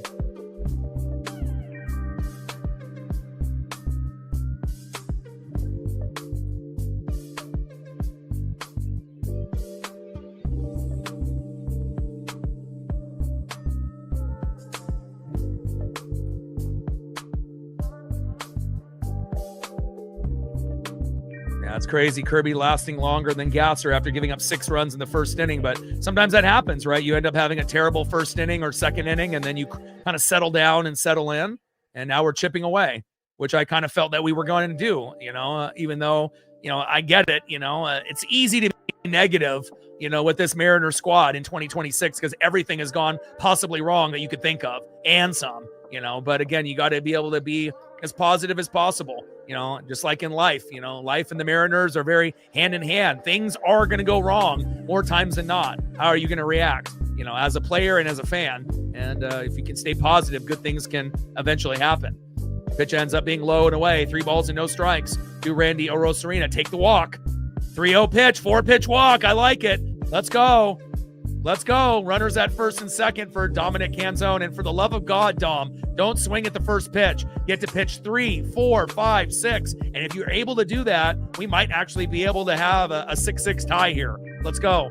On deck is Julio Rodriguez. I don't want to see anybody swinging at the first 2 pitches unless it's Josh Naylor. Let's go. And Dom has been swinging at the first 2 lately, and it hasn't worked out for him. Popping up, grounding out. Just be patient. Take a couple pitches. See where he's going to throw the ball. First pitch in there for a strike. Cutter, 92 miles an hour, 0-1 count.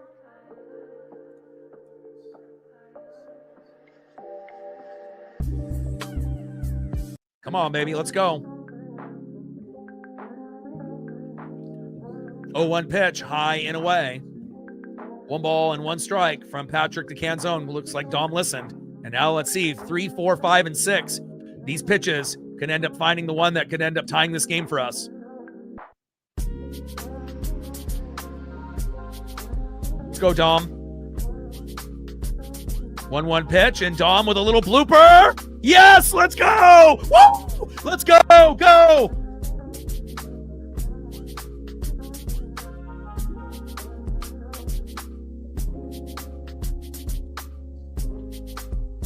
Let's go. What do you know? Huh? We know baseball here. You be patient in the box. Good things happen. You will be rewarded. Swing at the first 2 pitches. Unless you're hot like Josh Naylor, then more times than not, it's not going to work. And again, great patience. Pitch 3, pitch 4, pitch 5, pitch 6. Good things happen. And now Dom with the patience. And now we end up having a 6-4 game. And now Julio Rodriguez up next. Let's go. We ain't stupid here. Again, watching so much baseball, again, there's no one that's going to watch more besides maybe a scout. And even scouts probably aren't going to watch as much as we do here. Every pitch, every game. Let's go. 6-4 Brewers. We're creeping and getting closer and closer. 1-0 pitch, high and inside. 2 balls and no strikes to Julio Rodriguez. And especially if a pitcher is a little wild and can't hit the strike zone, you're bailing him out by swinging at garbage, in the first couple pitches instead of letting the pitch count get up and then forcing him to pitch a good pitch where you can end up having something good happen and pitch 3, 4, 5, and 6. 2-0 pitch, big rip by Julio, and he misses that one. 2 balls and 1 strike with runners at first and second and 2 outs. Let's see if we can end up getting another run on the board. Let's go. 6-0, now 6-4. We're back in it. 2-1 pitch. Julio pops it up. And Sanchez is there, and that ends up being out number 3. But at least we ended up getting to 6-4, and that's what matters.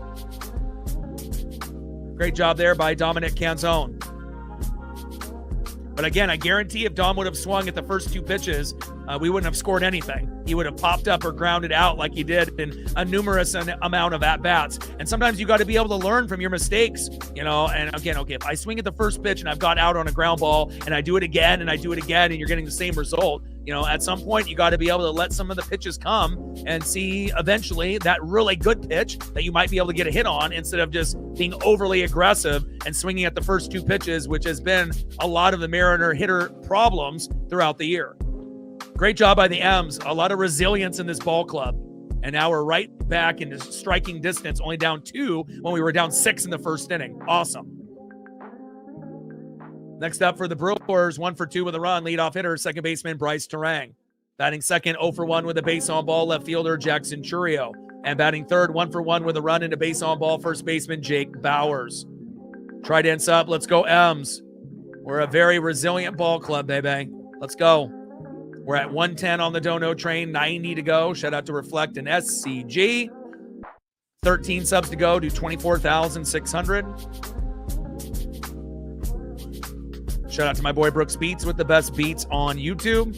And let's see where we're at on the likes. Hopefully getting a little bit closer to that 100 number. If you haven't smashed the like button yet, please do. We're at 81. We need 19 people to smash that like button. We'll be at 100.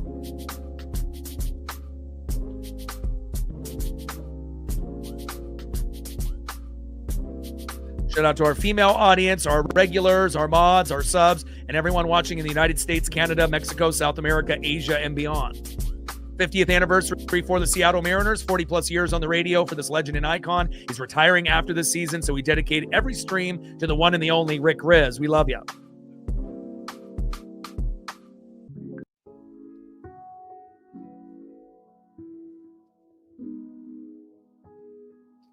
First pitch by Kirby, in there for a strike with a cutter. 0-1 count. And after a horrible, disastrous first inning by Kirby, giving up 6, he's been clean since. And that's exactly what we needed to get back into this game.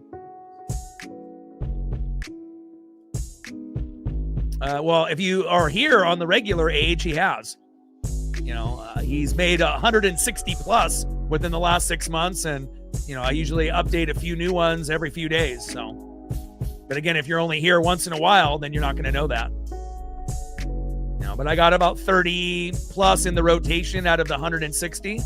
And I'm always adding new ones, every few days. 0-2 pitch. Foul back behind the plate. No balls and 2 strikes from Kirby to Terang. I mean, you got to be here if you're, if you want more beats, you're getting them if you're here. But if you're only here once in a while, then again, the regulars know. Maybe you need to be here a little bit more regularly, Age, and you would know it. Brooks is a hardworking guy, man. Ultra marathons, mini marathons, half marathons, getting his health jersey on and making beats left and right. Pitch fouled off, no balls and 2 strikes from Kirby to Terang. 0-2 pitch, high and away. 1 ball and 2 strikes from Kirby to Terang. But also, some of the beats aren't really a fit, because he can make music in any genre. So I try to find beats that work with sports, and some of the beats are not really sport friendly, but, they're a little bit different. So, there's a lot of others that I could, have on the channel, but I try to find things that I think that sound good, with watching sports at the same time. Pitch fouled off and out of play. Kirby on the mound, Terang in the box.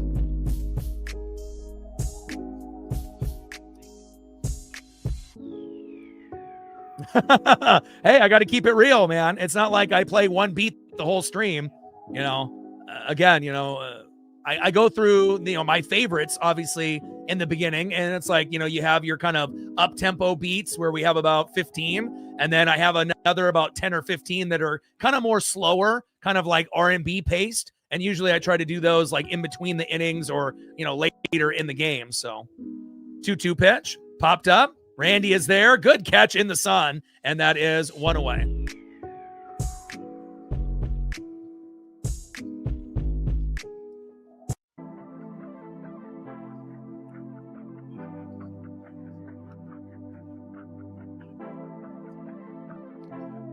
Hey, I got to keep it real, right? He's a hardworking guy. And again, I could, have so many, different options, that you wouldn't even hear the same beat for a few days. But, is it going to sound good with doing, baseball, college football, NFL? And, especially when he can do, dubstep and rock, and he can do rap and R&B, and he can do, EDM, it's like, I got to be able to find something that would, has a good flow and a good sound to it. So I'm very selective, and I have access to everything that he does, and no one else has access besides me. So 1-1 pitch popped up and out of play. But I always will kind of go through, the library and see if I missed anything that I thought would be, a good fit. And then also anytime he ends up dropping something new, I always listen to it a few times and think, okay, but this would be good in the rotation for the NWS7 Brooks beat, yes or no? And then, usually I'll end up getting access to it at that point. Little dribbler up the middle on a four-seam fastball, skates through, and it rolls to Julio Rodriguez and another single there by Jackson Churriel.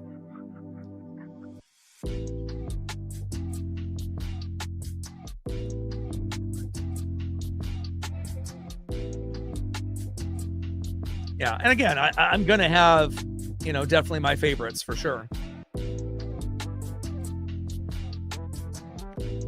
All right, we're going to have a mound visit here. Are they pulling Kirby or not? And Kirby is done. And who's coming in? I mean, we're 6-4 now rather than 6-0. So it looks like Jose Ferrer's coming in, which is much better than Rucker. Because if we were down 6-0, then this game could explode to 22-0 again by putting in Rucker, Davila, and Simpson, our worst bullpen pitchers. So thankfully, the offense played well. And now we're going to end up bringing in someone strong.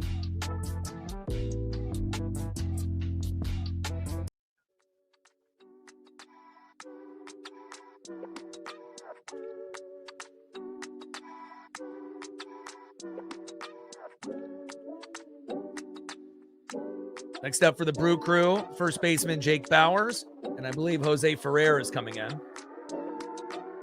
Yep, Jose Ferrer is coming in.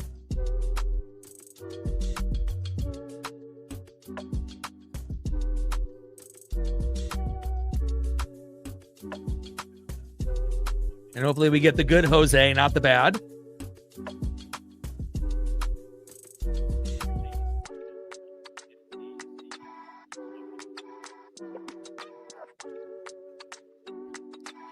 All right, Ferrer, we need you to be able to get these last two outs, and then hopefully we'll be able to score another 2 runs and tie this game up, and then eventually not look back.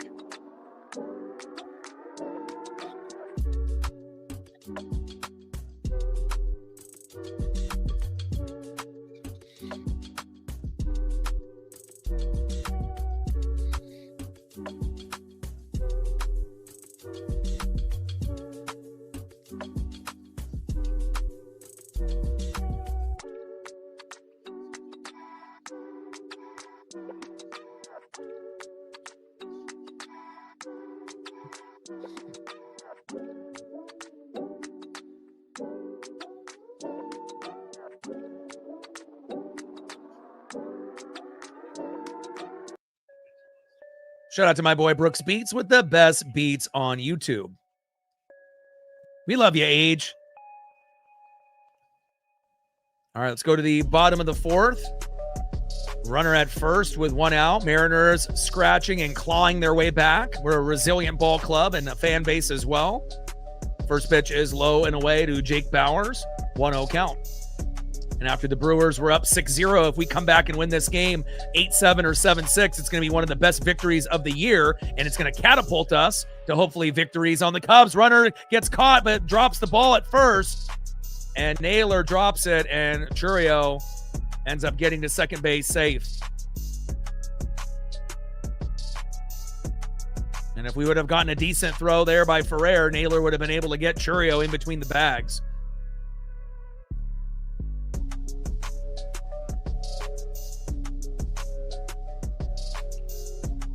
Let's go, baby. 1-0 pitch, popped up and out of play. Sinker 96 miles an hour there by Jose Ferrer. 1 ball and 1 strike with a runner at second with 1 out. 6-4 Brew Crew. 1-1 pitch from Ferrer, high and away. Sinker 96 miles an hour missing.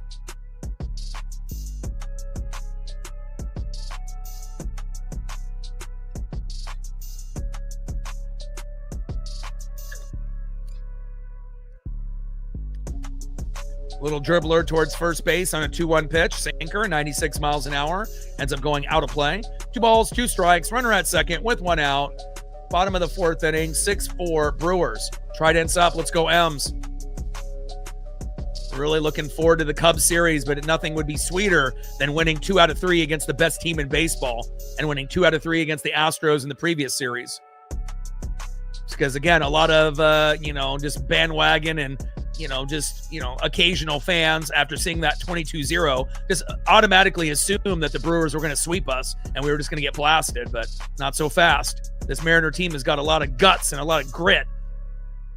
2-2 pitch, and Ferrer steps off the mound.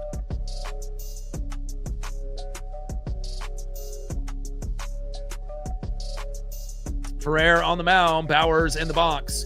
Brewers up 6-0 in the first inning, and we've scratched our way back and clawed our way back to 6-4.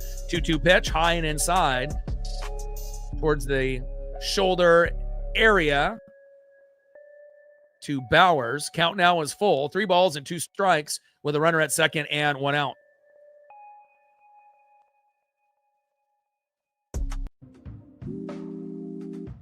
Got him! There we go. Nice sinker there by Jose Ferrer. Down goes Bauers. Huge punch out. And down goes Bauers. And that is 2 away. Good job, Jose.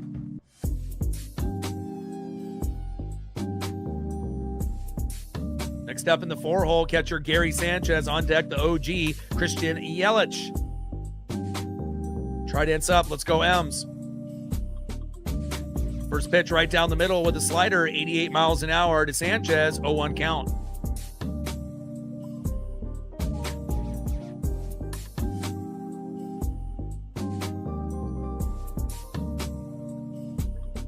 One pitch, popped up and out of play. No balls and 2 strikes from Ferrer to Sanchez.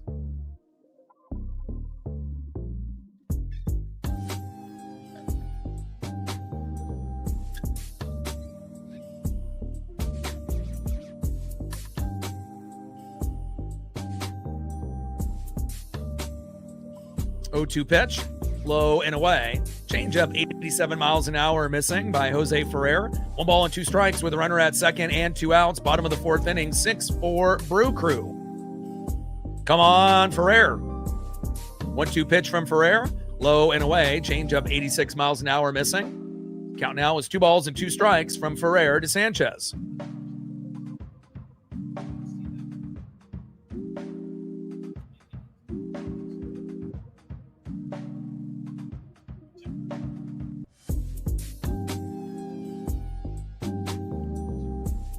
Pitch fouled off and out of play. Count still remains 2 balls and 2 strikes with a runner at second and 2 outs.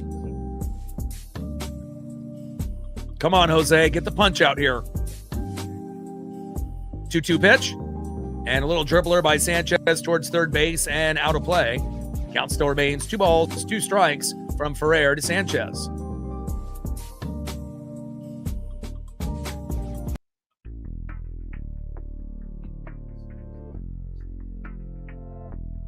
Hawks in the building. What's good? Big comeback. We were down 6-0 in the first, and now it's 6-4. We're right back in it. Little dribbler up the middle. Cole Young to first. As automatic as it gets, and that's out number 3. Good job there by Jose Ferrer and Cole Clutch Young.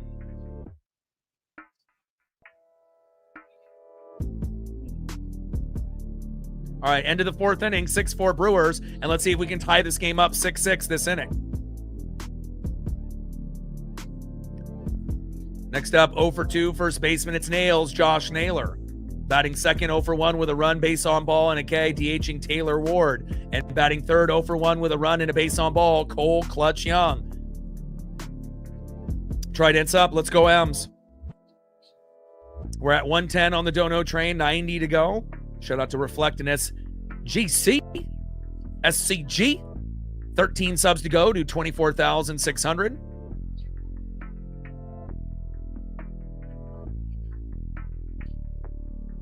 And we should be getting a little bit closer to that 100-like number. We're at 92. Can we get 8 people to smash that like button, please?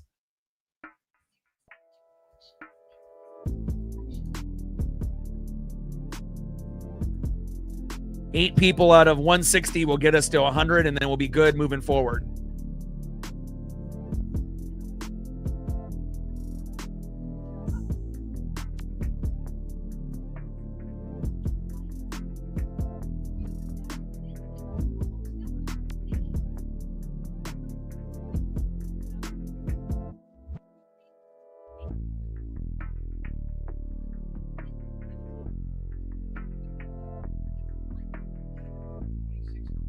End of the 4th inning, 6-4 Brewers.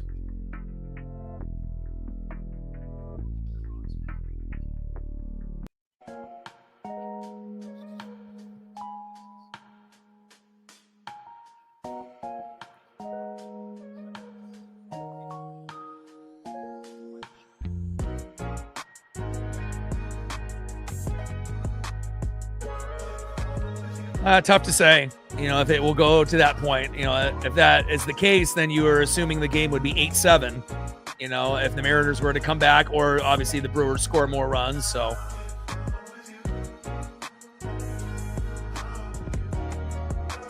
tough to say, but there's probably a pretty good chance of that happening. Shout out to my boy Brooks Beats with the best beats on YouTube. All right, let's see if Naylor can get the party started here in this inning. And again, if we can get to Brock Rodden and Brendan Donovan, it seems like that's where a lot of the magic is going to happen for the Mariners, And again, they're not going to be able to get a hit every at-bat, But again, let's see if Naylor can get the party started here in the 5th. First pitch in there from Patrick to Naylor, 0-1 count. 0-1 pitch, low and at the knees with a slurve ball. Slider curve combo, which we saw in game 1, and we absolutely could not hit that pitch. 1 ball and 1 strike from Patrick to Naylor.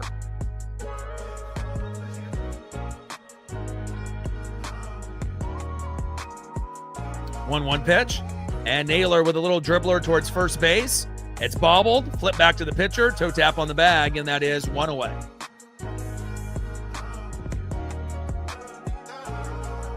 Down goes Josh. Next up in the 6th hole, DHing Taylor Ward. On deck is Cole Clutch Young.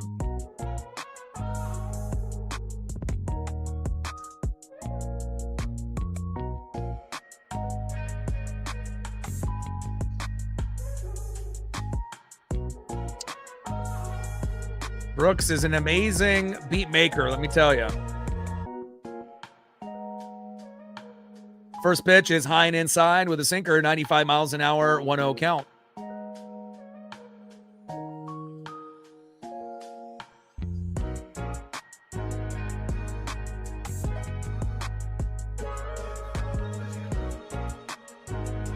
Pitch with a cutter, 89 miles an hour in there for a strike.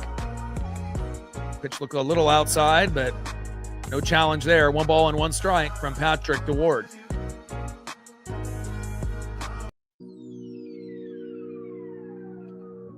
1-1 pitch, low and away. Another cutter on the line, low and away. 1 ball and 2 strikes with nobody on and 1 out. Top of the 5th. Mariners only down by 2 runs when we were down by 6 in the first inning, 6-0. And we've been able to come back now to 6-4. And I feel really good about our chances of coming back and winning this game, honestly. 1-2 pitch, and that ends up being strike 3. Cutter high and away, and that is 2 up and 2 down.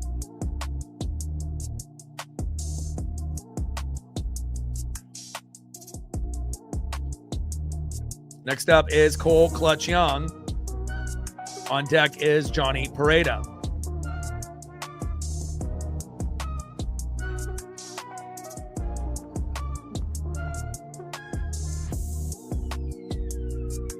First pitch is in there for a strike with a cutter, 0-1 count. Now, sometimes you end up, being on the road for 3 series, so it ends up being like 9 or 10 games. So it does seem, like a long time sometimes, when you go on a long road trip and whatnot. So, but we're, going to be back home tomorrow against the Cubs, and I'm looking forward to it. 0-1 pitch. And a big swing and a miss there by Young. No balls and 2 strikes with nobody on and 2 outs. Come on, Cole. And we haven't really done that great on road trips this season. We haven't done a very good job of winning a lot of series or sweeping teams like we did last year. It's kind of a night and day difference, but we are playing our best ball now. And wild pitch that almost hits Cole Young inside, getting past Sanchez, the catcher. 1 ball and 2 strikes with nobody on and 2 outs. Now, obviously the pitching, could be better, but as far as our good bullpen guys, they've been somewhat reliable, but really the big thing has been the hitting and the defense that has really been able to keep us into a lot of these games lately. 1-2 pitch. Hard hit ball in a deep left field, fading out of play. But if we can get the starting pitching in the bullpen to match the hitting and the defense, then we might be able to really do something special before we get into September. And obviously the schedule gets much easier in September. And if we can just find a way to, overachieve in August, we have a real legitimate shot of making the wild card or winning the division, obviously in September, October. Pitch is low and at the knees. 2 balls and 2 strikes to Cole Clutch Young.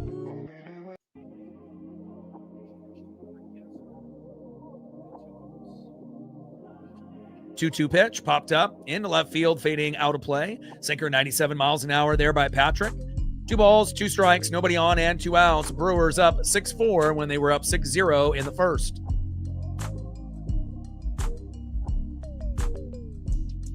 Xavier in the building. What's good? 2-2 pitch. Low and at the knees. Good take there by Cole Young after starting off in an 0-2 count. And now has got the count full. Not many batters can do that. Count now is 3 balls and 2 strikes to Cole Clutch Young. Let's see if Cole can draw the walk here. Unless he's able to, find a way to get a base hit, of course. Come on, Cole. Take the walk if it's there. 3-2 pitch. And Young swings at a pitch that would have been strike 3 if he didn't swing. So good job there by Cole, fouling that one back. Another long at-bat here for Cole Clutch Young. Count now is full. 3 balls, 2 strikes, nobody on with 2 outs. Top of the 5th, 6-4 Brewers. Come on, Cole. 3-2 pitch and a little blooper into shallow center and caught for out number 3.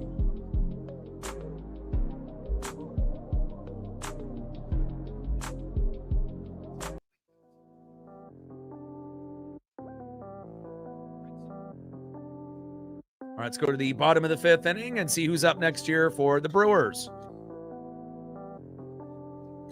Shout out to our female audience, our new subs, our regulars, our mods, and everyone watching in the United States, Canada, Mexico, South America, Asia, and beyond. All right, Rucker is coming in for the Mariners, and hopefully he doesn't have a complete meltdown, especially since we're only down by 2 runs now.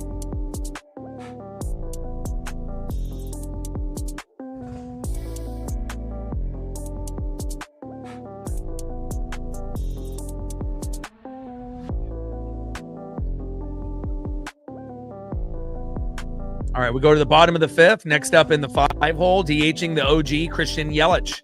Batting second in the 6 hole, shortstop Joey Ortiz. And batting third in the 7 hole, center fielder Garrett Mitchell. Trident's up. Let's go, Ems. We're at 110 on the dono train, 90 to go. CG with 100. Reflect with a tenner. 90 to go to hit 200. Gained another sub moments ago. Thank you so much. 12 subs now to go to 24,600. Less than 500 to go to 25,000. 6.2 to 6.3 million views. Next goal will be 7 million views on the channel, and then 8, 9, and 10 million. And let's see where we're at. We should be over 100 likes now. And we're at 102. Thank you so much. 98 to 200.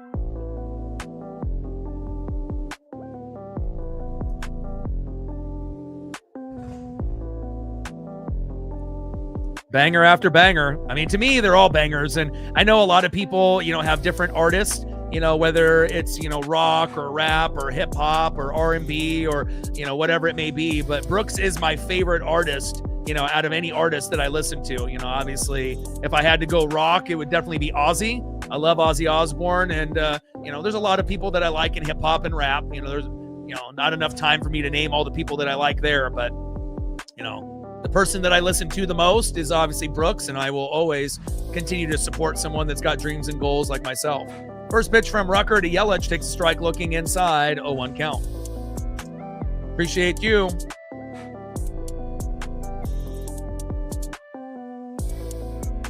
New sub on the board. Thank you so much. And another strike in there to Yelich. No balls and 2 strikes from Rucker to Yelich. 0-2 pitch with the curveball, low and away. Went back-to-back curves. Couldn't get him to bait on that one. Low and away. 1 ball and 2 strikes from Michael Rucker to Christian Yelich.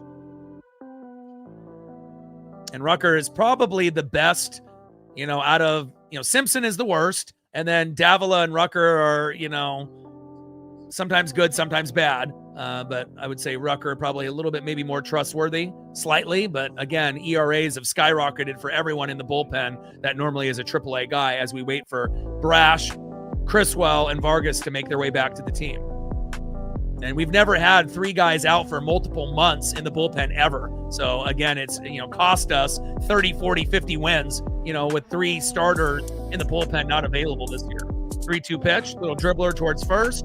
Young is there, throw to first to Naylor, toe tap on the bag, and down goes Christian Yelich, and that is 1 away.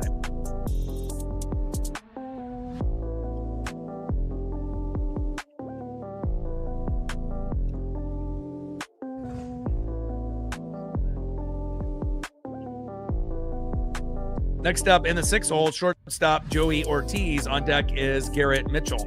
Well, Brooks is a super talented guy, and he can do any genre, but I'm doing beats, based on sports, baseball, basketball, football, wrestling.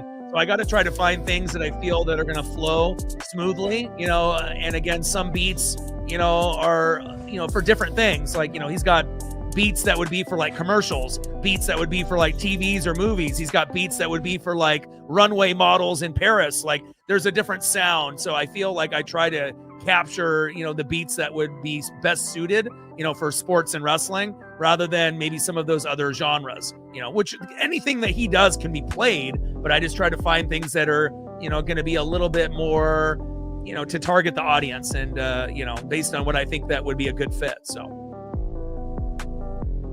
and down he goes, and that is 2 away, but again, he is a very incredible individual. And again, he's made over 160 within the last, probably 6 months, and he's got a job, and he does his health journey with running marathons and mini marathons, runs like 5 to 10 miles a day. He's a madman. So, usually with the beat making, he, I would say, maybe 1 day or 2 days a week, he can focus on it, and then obviously last year there was maybe weeks where he was focusing 3 or 4 days, out of the week. But, you got to be able to balance life, work, your dreams, as well as your health journey. And I'm very proud of him.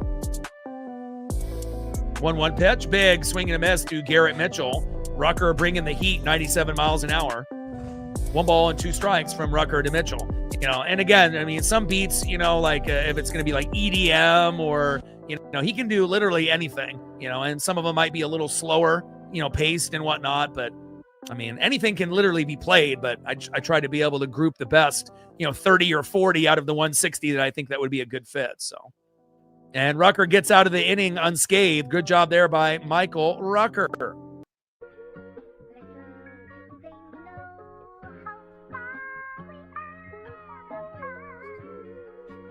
Now, Hoppy's no longer on the team.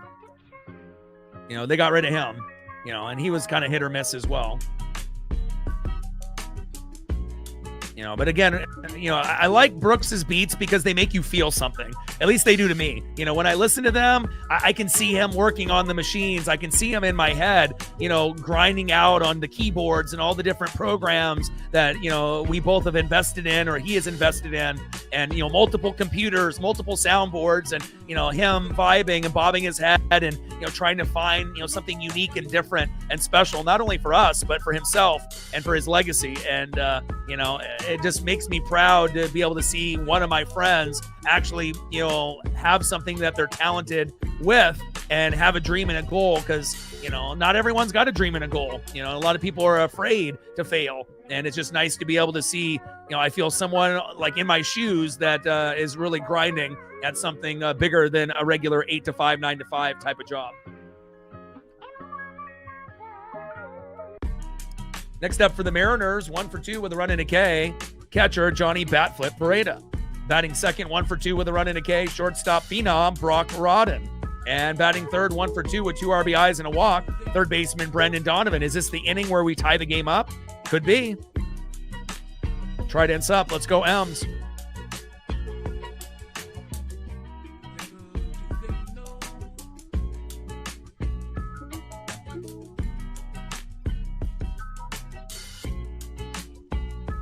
No, not really. It's usually just music.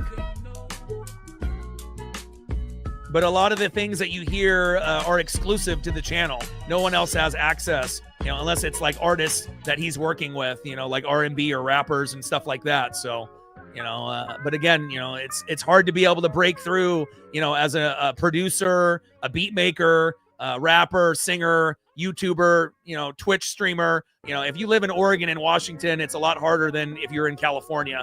California is much bigger and you might have more, connections there and whatnot. So to be able to represent Oregon and Washington, it feels good, because again, not a lot of people have been able to break through out of Oregon and Washington. So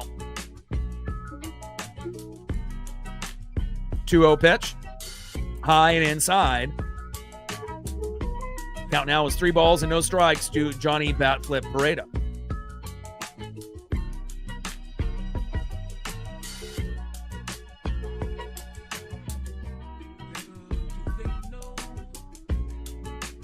.30 pitch in there for a strike.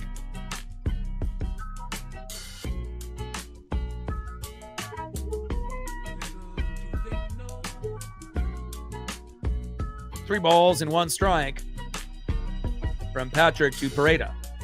3-1 pitch takes another strike.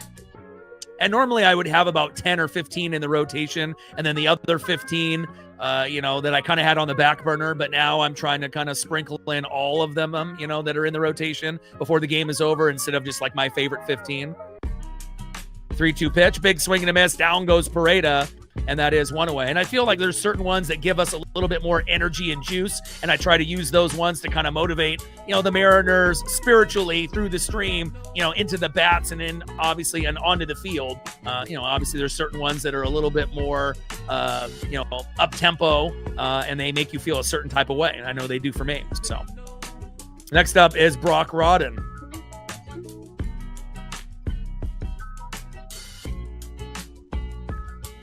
First pitch with the cutter, low and at the knees, in there for a strike, 92 miles an hour, 0-1 count. And both of us are in Oregon, so, to be able to represent Oregon on the map, not a lot of individuals have been able to do that. So, we're definitely plugging away. 0-1 pitch, high and inside, 1 ball and 1 strike to Brock Rodden. Let's go, Brock. And Brock has been very impressive, And I don't think he's the only one that's going to impress, especially with a lot of the guys in the farm coming up. Lazaro Montes, Michael Arroyo, Ace Reese, our first-round draft pick, who's batting 500 already. And then on top of that, Cade Anderson, who could be the next Clayton Kershaw for the Mariners, and Ryan Sloan. Pitch fouled off there towards first base. 1 ball and 2 strikes with nobody on and 1 out. Top of the 6th inning, 6-4 Brew Crew. 1-2 pitch, and that is strike three looking. Slurve ball, and that has been kind of a common theme of players striking out looking within the last couple innings. Hopefully that doesn't happen too much more, and that is 2 away. Back at the top of the order, let's see if Brandon Donovan can get a rally going. On deck is Randy Arozarena.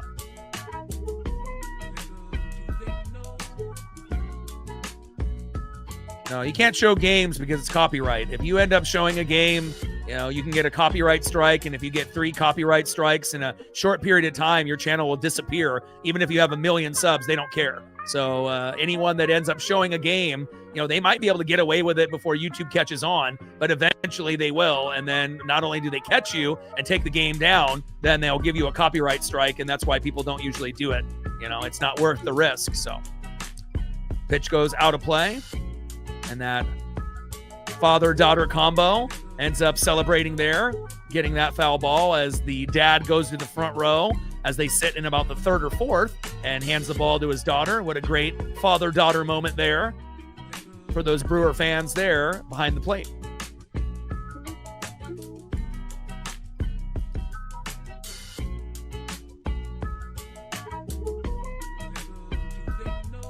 One pitch.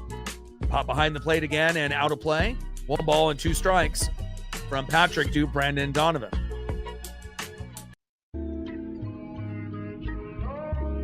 Shout out to my boy Brooks Beats with the best beats on YouTube.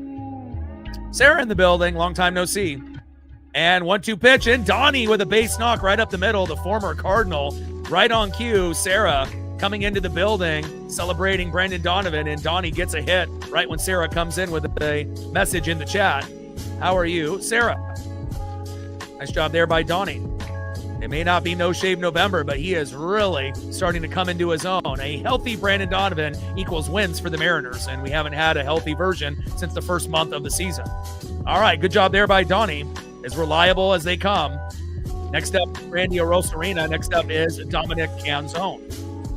First pitch into Randy, cutter, 90 miles an hour, 1-0 count. Let's go, Arozarena. If Randy can get a hold of one, we will tie this game up 6-6 here. Let's go.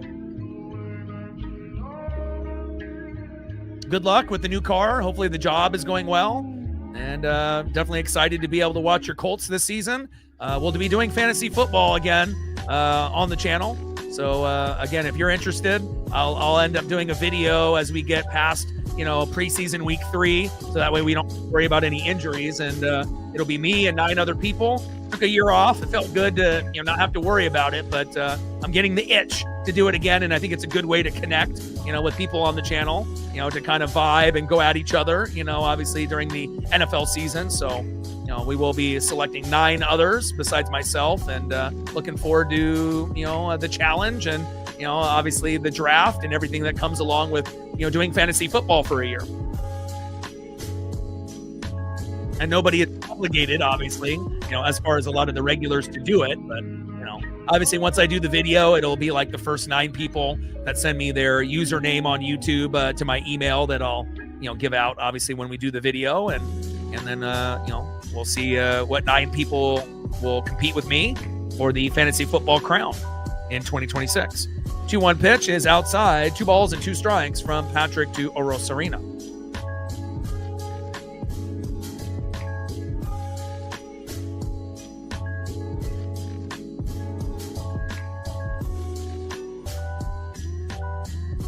Two pitch.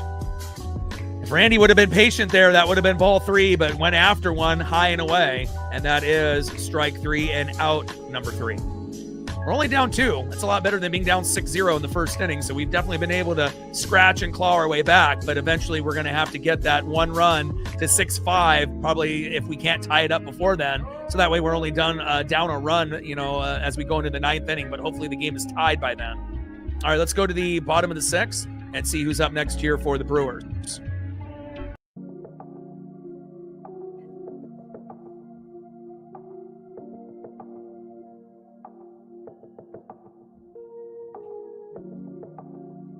Next up in the bottom of the 6th, 1 for 2 with an RBI and a K, in the 8-hole third baseman, David Hamilton. Batting second in the 9-hole, right fielder, 0 for 2 with a K, Luis Lara. And batting third, 1 for 3 with a run, leadoff hitter, second baseman, Bryce Terang. Try dance up. Let's go, M. Shout out to my boy Brooks Beats with the best beats on YouTube. An incredible person, incredible producer, incredible beat maker. Love you. All right, we gained another sub. 11 to go to 24,600. Less than 500 to go to get to 25,000, which is exciting. 6.2 to 6.3 million views. Next goal will be 7 million views, then 8, 9, and 10 million. And let's see where we're at. We're at 110 on the Dono train, 90 to go because of Reflect and SCG. And let's see where we're at. We're at 108 on the likes, 92 to 200.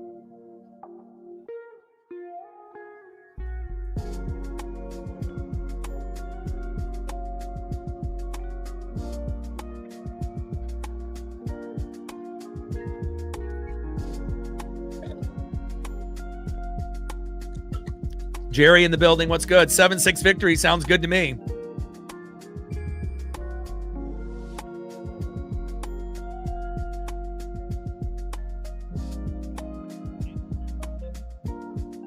Yeah, fantasy football is not easy, and you got to draft well. If you don't draft well, you have no chance, and again, you got to draft well, and there's going to be injuries, and you have to get a little lucky, with the injuries as well. And then, pick up a few people, obviously, throughout the wire and, whatnot, bolster the squad and whatnot. And, sometimes it does come down to luck, line drive to first, Naylor is there, toe tap on the bag, and that is one away. But if you can have limited injuries and luck, sometimes that's good enough. Like sometimes there's going to be teams that are better than yours, but depending on if you get into the playoffs, anything can happen. You could literally be the worst team out of the 4 in the playoffs and you can go all the way, especially if you end up having favorable weeks, in those games, because that's really what it comes down to. It's a week in, week out battle, and you're just trying to beat the opponent, for that 1 week. And then you stack wins, try to be in the top 4 in a win-loss record, and then anything can happen in the playoffs, and just because you're the number 1 team, all, year doesn't mean that you're going to go all the way. There's a lot of times where, unfortunately, you can be one of the top 2 teams all year, and then your players just don't do anything, or they get hurt in the playoffs or in the championship, and then you're like, I worked so hard all year for this, but that's kind of the way the cookie crumbles in fantasy. So first pitch from Rucker to Lara ends up being a foul ball. 0-1 count. 0-1 pitch, takes a strike, looking low and away. Curveball, 81 miles an hour there by Michael Rucker. No balls and 2 strikes with nobody on and 1 out. Bottom of the 6th, 6-4 Brew Crew. 0-2 pitch, popped behind the plate and out of play. Count still remains no balls and 2 strikes from Rucker to Lara. Yeah, and they got the Vita situation taken care of, which I already knew they would, and they need to take care of Baker, and it wasn't necessarily about the money, it was the length of the contract. And again, they need to give Baker a long-term deal, so that way Baker's there for the rest of his career. Again, I haven't had too many quarterbacks, over the, number of years, 30 years plus I've been a Buck fan, since 95. There hasn't been that many that I've really loved, but Baker is the ultimate Buccaneer. His personality, and obviously he's matured, having obviously a wife now and a couple kids, very immature in college and at the beginning of his career, in Cleveland, but then obviously, moved around, to a few other squads, the Panthers. Sean McVay gave him a shot with the Rams, played well. Then the Bucs picked him up, and it's the perfect fit. And if you ended up watching Quarterback on Netflix, you realize how good he did in the first month, but then we didn't do very good the rest of the year. And then you realize how many injuries Baker had. It was kind of amazing that he didn't go on season ending, calling it quits on the injured list, but he fought through it. Little flip to first, toe tap on the bag, down goes Laura. And again, a lot of times you don't realize how injured guys are, especially in the NFL, because they cover it up. They play hurt, and sometimes they play, more hurt than you realize, where they should probably not even be playing, but they're still going out there fighting for their brothers that are next to them in the huddle, as well as the guys on the other side of the ball, the defense. So, hopefully, we can compete. Evans is now on the Niners. Levante David retired, but we do probably have Rookie of the Year candidate Ruben Bain, and I'm really looking forward to him causing some havoc, and it's probably going to be the best defensive player we've had in a minute. So I'm really excited about that. Defense wasn't very good last year, but offense looks very sexy, and looking forward to seeing what we can do with Ibuka and everyone else. Bucky Irving, Baker, and obviously getting Vita taken care of is awesome. First pitch is fouled off. 0-1 count. 0-1 pitch, and another strike there into Bryce Terang by Michael Rucker. No balls and 2 strikes with nobody on and 2 outs. Brewers up by 2, 6-4 on the Mariners. Julie in the building, how are you?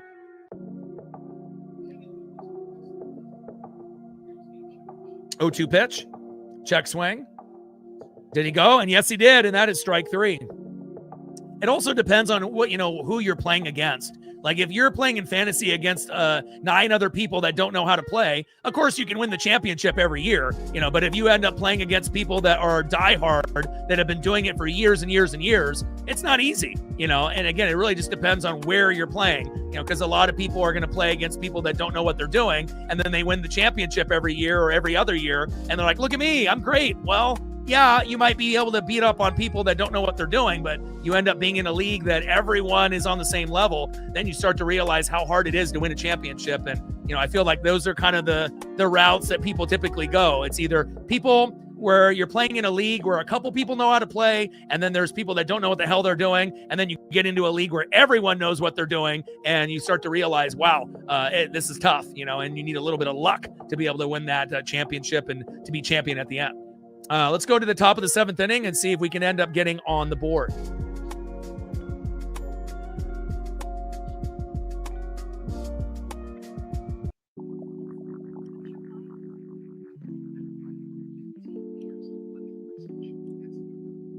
Next up for the Mariners, 1 for 3 with an RBI. We could really use a Dom bomb right now, Dominic Canzone.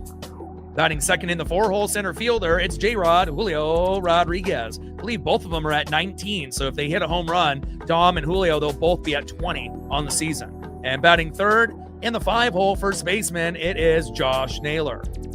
Tridents up, let's go M's. Shout out to my boy Brooks Beats with the best beats on YouTube. Shout out to our female audience, our new subs, our regulars, our mods, and everyone watching in the United States, Canada, Mexico, South America, Asia, and beyond. 11 subs to go to 24,600.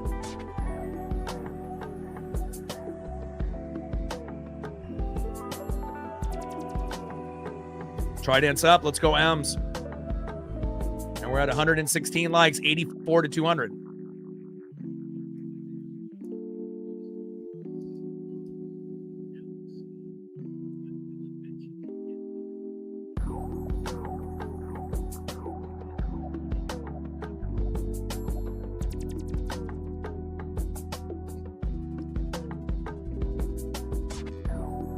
Yeah, Keenan is a little bit older, of a player. And anytime you end up getting an older player, you just got to pray that they don't get hurt. It's like Mike Evans, going to the Niners. I wish that he was still on the Bucks, but he's going to have hamstring issues. He's not going to play every game, and he might only end up playing, like 10 games. Keenan probably has a chance of playing more than that, but I hope it works out, And again, I'm definitely going to be missing Evans and Levante David in retirement, and I know Levante really wanted to play with Bain, and but again, if you end up retiring, usually that's it. But I mean, unless you're Aaron Donald, if you're Aaron Donald, then maybe sometimes things are a little bit different, especially with Myles Garrett now. So 2-1 pitch.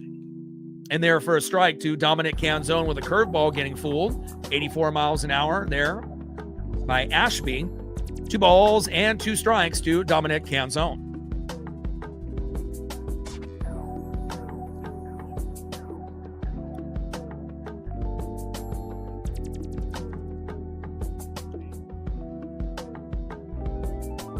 Two pitch, low and away. Check swing, does he go? No, he does not. Count now is full. 3 balls and 2 strikes from Ashby to Dominic Canzone. Come on, baby. Let's win this game 8-7 or 7-6 if possible. Or either one, 8-7 or 7-6. But 7-6 comeback would be great. And down goes Dom, and that is 1 away.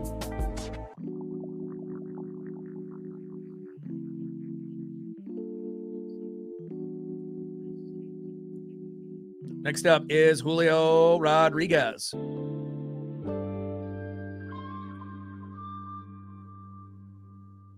On deck is Josh Naylor.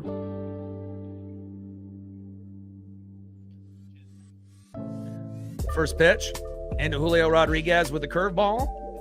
0-1 count. Julio 1 for 3, single in the first. Next home run will be 20, like I mentioned moments ago, for Julio and Dom. 0-1 pitch, high and inside.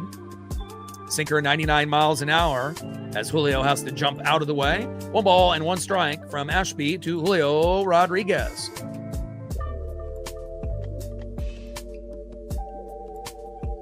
One pitch, big swing and a miss, getting fooled on that curveball that drops from the middle of the plate all the way towards the dirt. 1 ball and 2 strikes to Julio Rodriguez. Come on, J-Rod.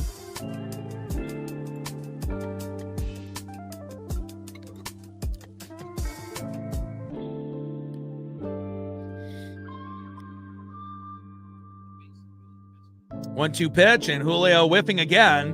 Throw to first, and that is 2 away. You know, there's a lot of things that can be good luck charms, you know, and also just doing the right thing. Like last night, I ended up finding a neighbor's keys stuck in the mailbox, and I was able to get them back to her this morning. And, you know, nothing is worse than losing your wallet, cell phone, your car keys, or your house keys. And, you know, hopefully that'll bring some good karma, you know, to the channel, which it already has today, you know, based on our dono train, but also in the future, you know, for the channel and for myself and for Paisley and hopefully for the Seattle Mariners. But nothing makes me happier being able to, you know, return something to someone that has lost something, because I've been there, you know, and there's not a worse feeling in the world if you lose your wallet, cell phone, or your keys. 1-0 pitch, little dribbler up the middle, throw to first, and that is 3 up and 3 down. Down goes Naylor.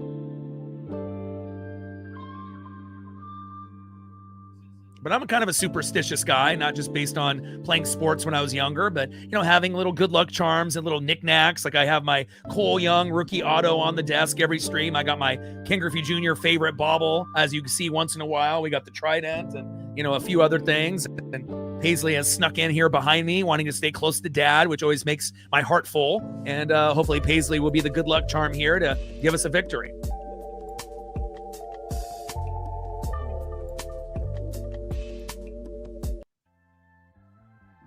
All right, let's go to the bottom of the 7th inning and see who's up next here for the Brewers.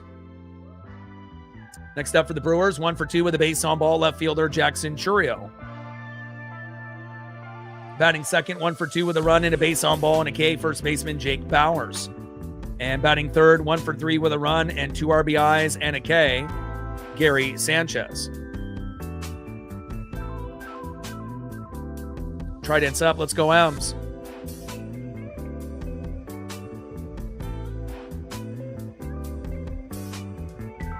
She gets, you know, hundreds of I love yous, hundreds of hugs and kisses every day. You know, I try to live every day as if it were my last day with her, you know, and every day that we wake up is a week for a dog. So when you have that mindset, you know, to go above and beyond, you know, I really try to cherish every single day that we have together. And she's made, you know, these last 3 years, the best 3 years of my, you know, life, honestly. And, you know, obviously she's just turned 5 and, you know, I hope to have many, many more years with her. Gained 2 more subs just moments ago, which is awesome. Thank you so much. Now we only need 9 subs to go to 24,600, and we're only 409 left to get to 25,000. Let's go.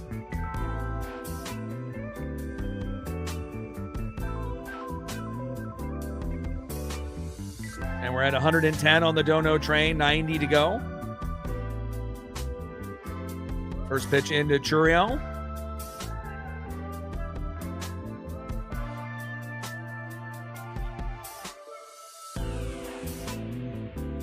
Takes a strike, looking, 0-1 count.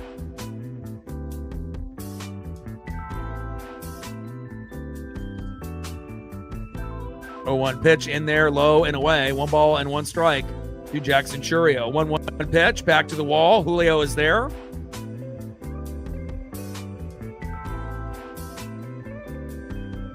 And nice catch there by Julio Rodriguez in the no-fly zone. And that is 1 away. Nice job there by Julio.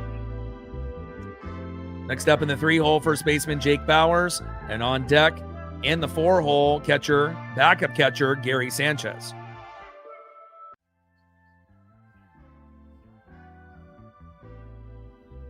You're the best.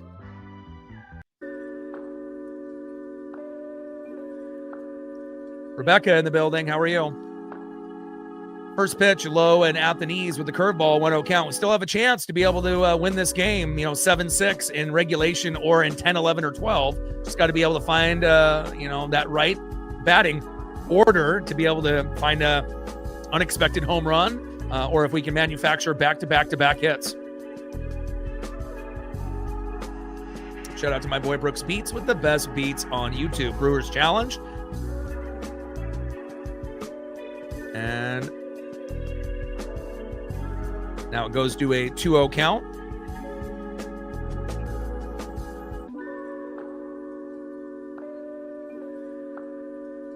Two-0 pitch, low and at the knees.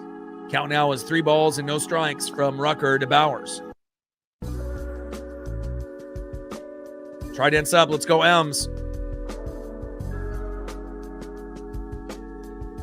3-0 pitch in there for a strike with a four-seam fastball, 98 miles an hour. 3 balls and 1 strike with nobody on and 1 out. Bottom of the 7th, 6-4 Brew Crew.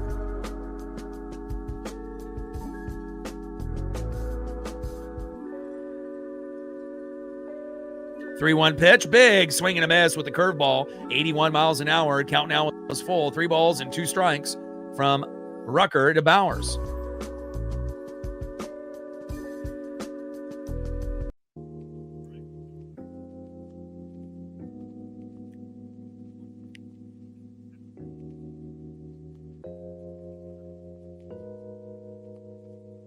Three-two pitch, low and away, and that turns into ball 4 for Michael Rucker.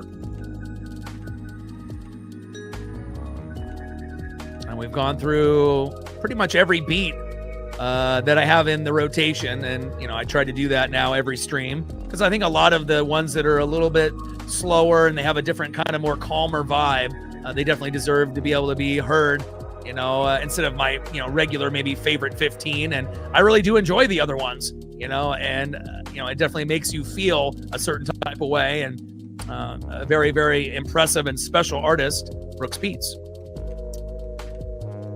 First pitch to Sanchez is a ball, 1-0 count.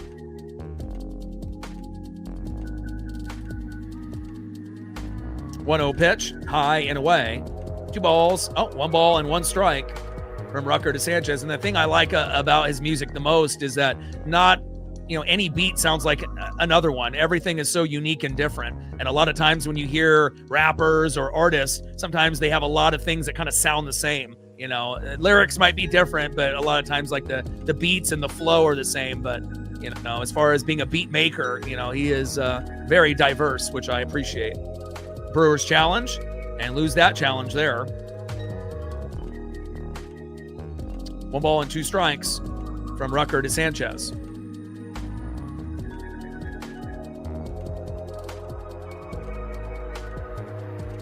One-two pitch, little tripler towards first and out of play.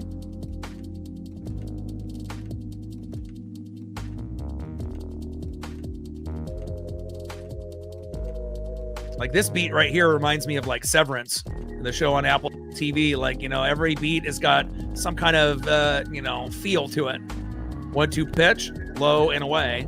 Curveball, 2 balls and 2 strikes. And again, some beats are kind of TV, commercial, a movie kind of based, and others are music based, and others might be like runway based, for models and whatnot and walking down the runway. But, it's incredible to hear his, kind of thought process, based on these beats. 2-2 pitch, big swing and a miss, and that ends up being 2 away.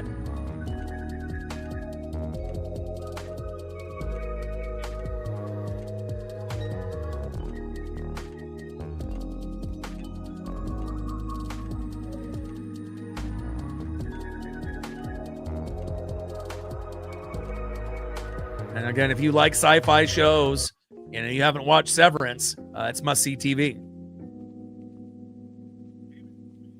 Dexter vibe too.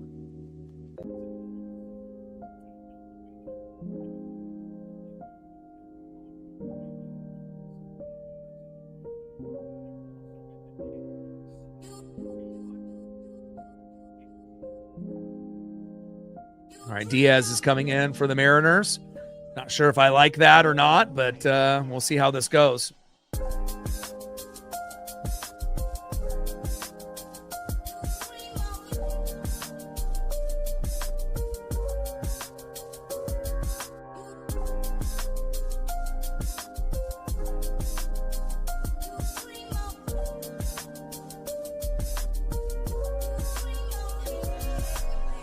All right, Jonathan Diaz coming in, and we'll see how this experiment goes. I would rather go with Bizardo, Ferrer, obviously, we saw already, or Spire, but, some of our top guys. But, we just got to be able to find a way to hopefully get this last out, and hopefully we can keep this game in range. I mean, it's not like we're down 6-0. And I get it, obviously the Cubs series is coming up, but, I mean, we have a legitimate shot of winning this series.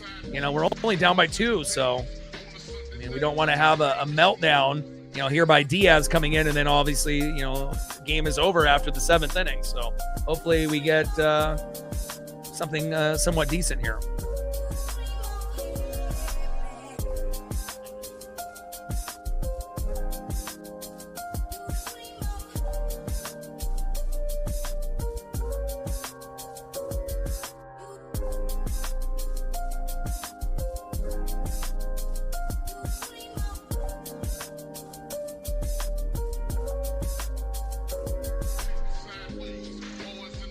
All right, let's see what Jonathan Diaz can do.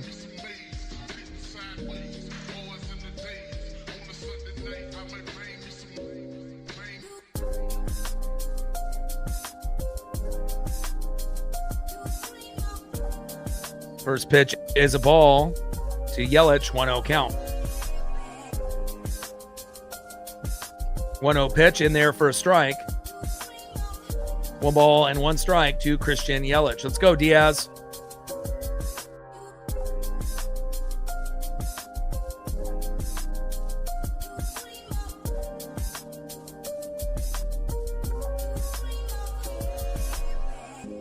One pitch, low and away.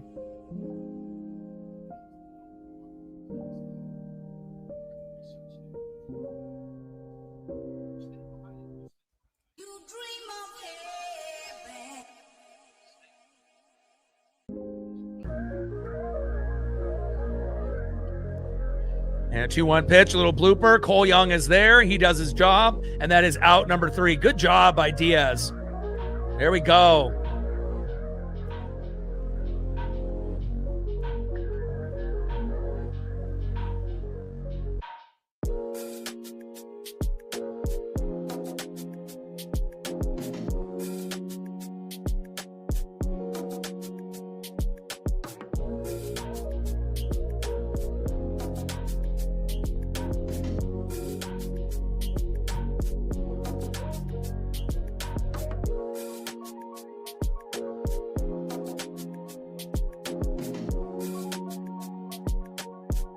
All right, into the 7th inning.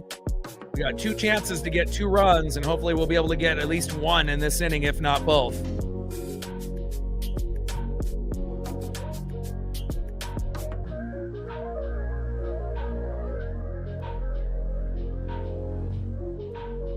Next up for the Mariners, 0 for 2 with a run, base on ball, and 2 Ks. In the 6th hole, DHing Taylor Ward.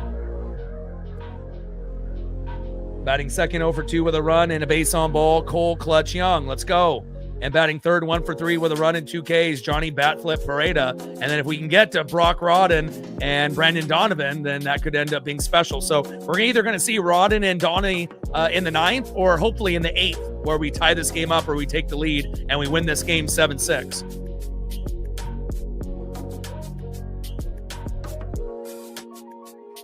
Eight subs to go to 24,600. We're at 110 on the Dono train.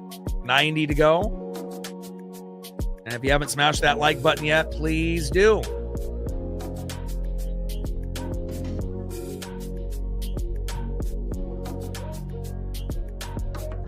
right, we're at 123. See if we can get 27 more likes to 150.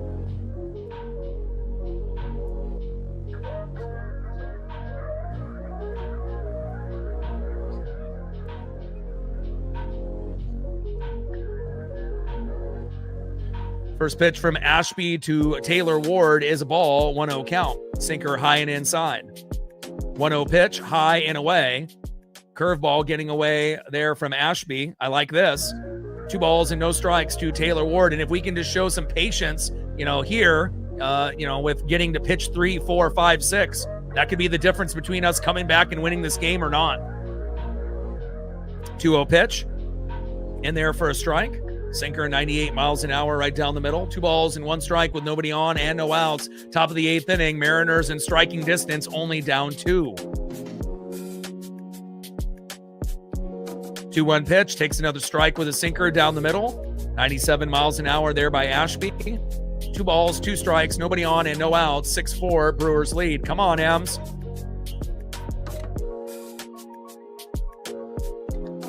2-2 pitch, high and away. Good take there by Ward.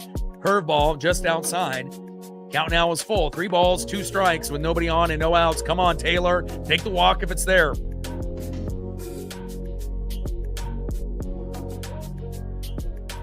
3-2 pitch. And patience pays off.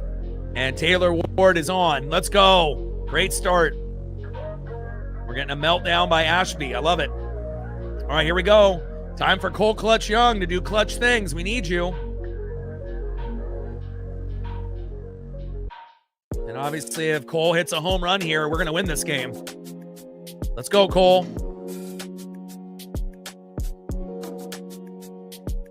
First pitch is low and at the knees, 1-0 count. And just getting guys walked and on base, for eventually that person to hit a big RBI or home run feels like it's almost destiny. We just got to be patient here. Kirby gave up 6 runs in the first, and we haven't given up anything since. Not a lot of teams would have been able to do that. Takes a strike looking high and away. 1 ball and 1 strike with a runner at first with no outs.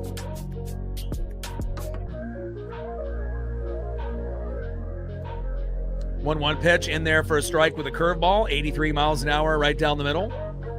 1 ball and 2 strikes to Cole Clutch Young. Come on, Cole.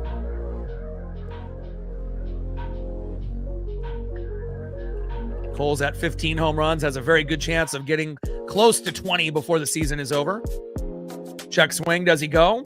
No, he does not. Slider, 86 miles an hour. 2 balls and 2 strikes to Cole Clutch Young. Come on, Cole.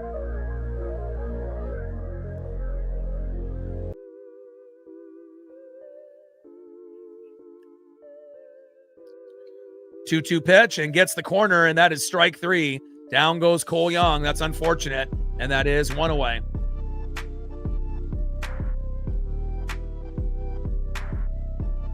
Next up in the 8-hole, catcher Johnny Batflip Pareda. On deck is the hot rookie Brock Rodden. Come on, Johnny. We need Johnny to be able to come up big here. Oh, it looks like Cal Raleigh is going to take Pareda's spot.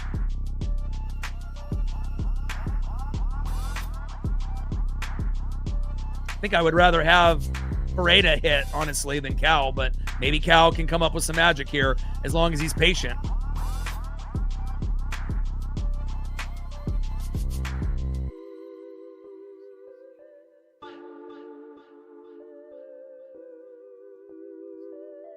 I mean, obviously, if Cal can get the home run or the big hit, but I mean, Johnny had a hit today, so it's like, is this really the right time to bring Cal in or just to give Cal a day off, and to see if Johnny, can do it? And again, I think, Johnny might be a little bit more trustworthy, but, considering he got a hit already today, but, you never know. Maybe this is an opportunity for Cal to come up big.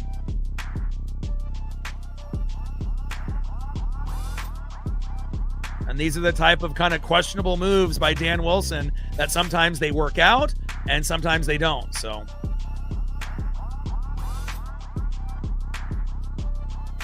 first pitch is in there for a strike. 0-1 count.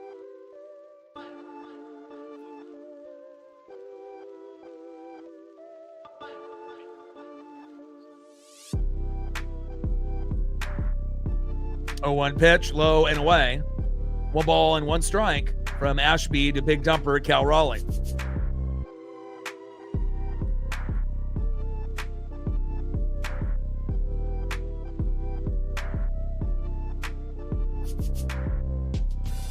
One pitch, low and at the knees. 2 balls and 1 strike from Ashby to big dumper.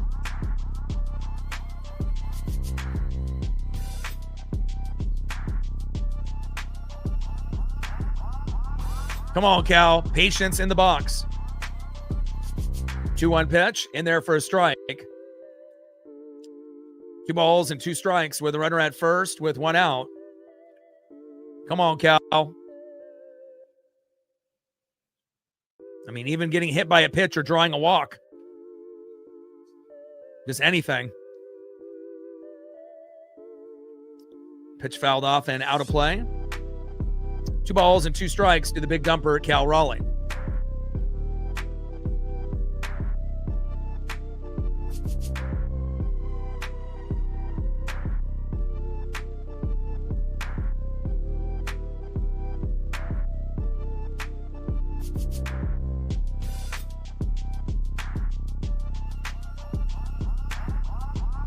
Two-two pitch, low and at the knees with the changeup. 93 miles an hour. Count now is full. 3 balls and 2 strikes from Ashby to big dumper.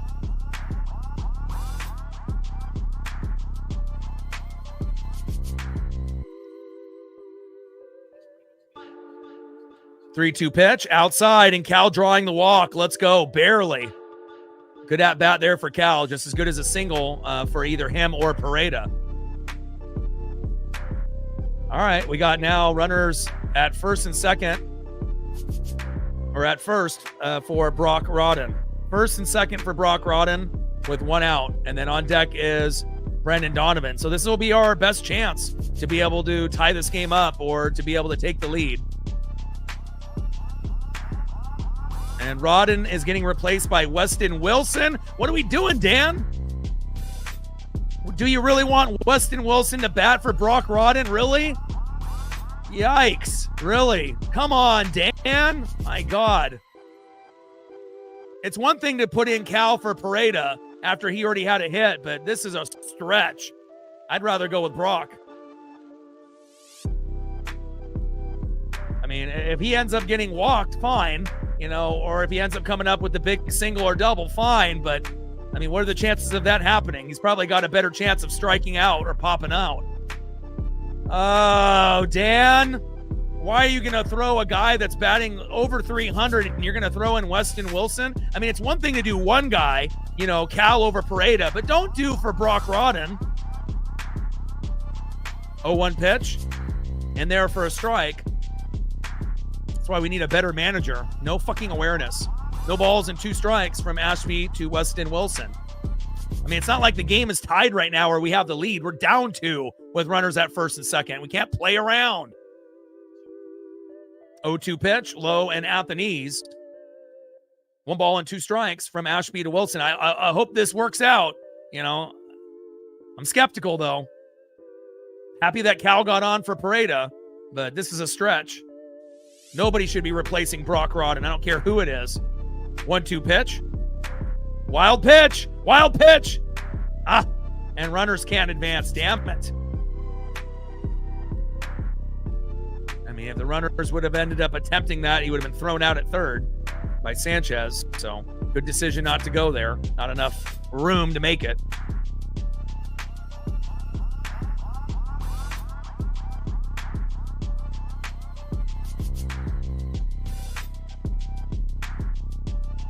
Come on, Weston. 2-2 pitch. Oh, look at that. Ended up striking out. Who would have thought? Who would have guessed? Idiot. There's a time and a place to be able to bring in a guy. And these are the type of things of like not having fucking awareness of where you're at in the game. We got guys on to be able to potentially tie the game up. You got the hottest hitter on the team, a rookie, Brock Rodden, and then you fucking bring in Weston Wilson. This isn't the fucking Yankee game when we're down 0-0 and he hit the home run and we won 1-0. Know your time and know your place. Jesus. Let's see if Donnie can be the hero here. 0-1 pitch, high and away. But that kind of bullshit makes me fucking angry. You know, again, and is there a chance that Brock would have struck out? Yeah. You know, but I would rather have had Brock strike out than bring in fucking Weston Wilson in that situation. What a fucking idiot.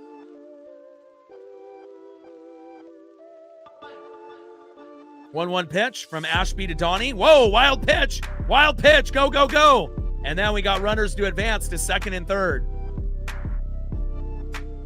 Fucking on a check swing. Can't even be a goddamn fucking swing and a miss or take. I mean, we've already had a lot of guys strike out looking today, you know, especially in the last few innings. But That might have been the worst substitution I've seen all year. I mean, do you realize Brock Rodden is batting almost 350, not 150? It's not fucking Colt Emerson out there. 2-1 pitch. Big swing and a miss there by Donnie with a curveball. 2 balls and 2 strikes with runners at second and third with 2 outs.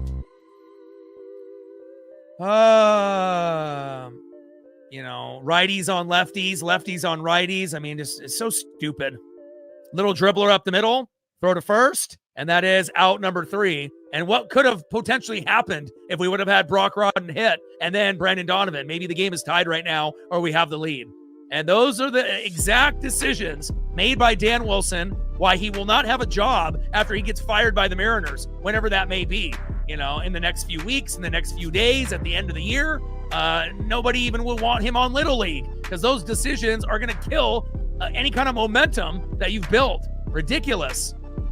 Like, it's like going to a party and you have to be able to read the room. Dan, awareness level 0 to 100, it's fucking like -10. No fucking awareness whatsoever. And if he's going to make a decision like that, you got to have other coaches in there saying, no, not a good decision to bring in Weston right here. Maybe later, if we're going into extra innings, you want to do it, fine, but not with runners at first and second, and you're going to bring in Cal and Weston in for Pareda and for Brock. My God. We got one last chance to be able to tie this game up, but man, what a fucking dumbass decision. And again, how many dumbass decisions has Dan Wilson made? More than I can count. But that was probably one of the dumbest I've seen all year.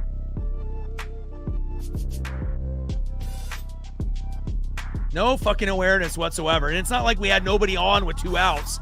Yeah, we had runners at first and second with a real threat of tying the game up. Nah, I'll just bring in Cal and I'll bring in Weston Wilson.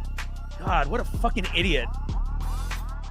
Dan Wilson should not even be able to be next to anybody that's even close to being in a baseball game. My God. All right, let's see who's up next here for the Brew Crew in the bottom of the 8th. Next up, 1 for 3 with a run and an RBI and a K. Shortstop Joey Ortiz. Batting second, 2 for 3 with a run, 2 RBIs and a K. Center fielder Garrett Mitchell. And batting third, 1 for 3 with an RBI and a K. David Hamilton. I mean, our bullpen has cost us 30, 40 games this season, but Dan Wilson has cost us at least 20-plus games. I mean, even Paisley left the room. She said, Dan Wilson, woof. That's what she just said. She had the blanket on her back and didn't even shake it off. She said, I can't even watch this. I don't blame her. She's out here in the middle of the hallway now. She's disgusted with Dan Wilson like everyone else. And now Cal Raleigh and Leo Rivas come into the game. And they still got Diaz out there. I mean, they realize that the game is not out of reach right now. It's not like we're down by 4 runs, but based on Dan's decision-making, he's managing as if we're down by 4 and the game is over. And we're just looking forward to the Cubs, and that's why he's not a good manager. You need to manage what's in front of you, not manage 3 games down the road against the Cubs at home. Fucking idiot. 1-1 pitch in there for a strike. 1 ball and 2 strikes from Diaz to Ortiz.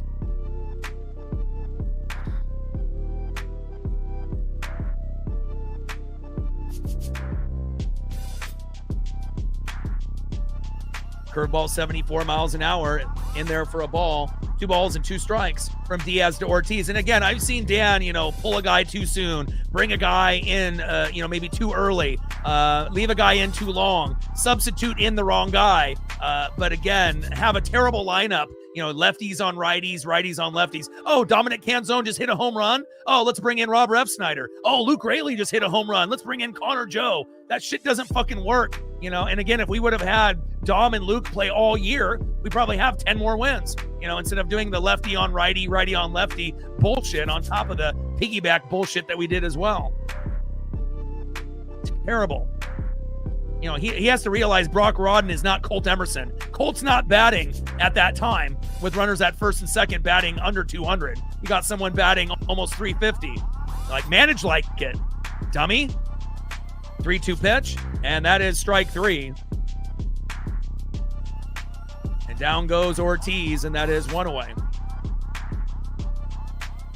And again, we know that, Hollander and Dipoto and whoever our manager is, we can draft well. That's not the issue. We can draft amazing. We've drafted amazing. It's about in the offseason and the free agents, we're terrible.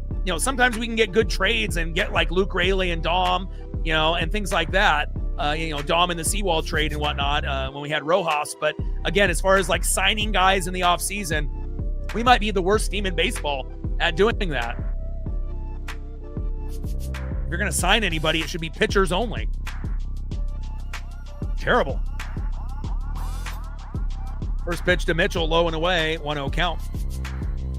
1-0 pitch in there for a strike, 1 ball and 1 strike to Garrett Mitchell. 1-1 pitch, high and inside. 2 balls and 1 strike from Diaz to Mitchell. Yeah, and again, I never thought that I would say it, but Service is a better manager than Dan. And I never thought I would ever get to that point, but, here we are. Hard hit ball, back to the wall, and gone. And just like that, game over.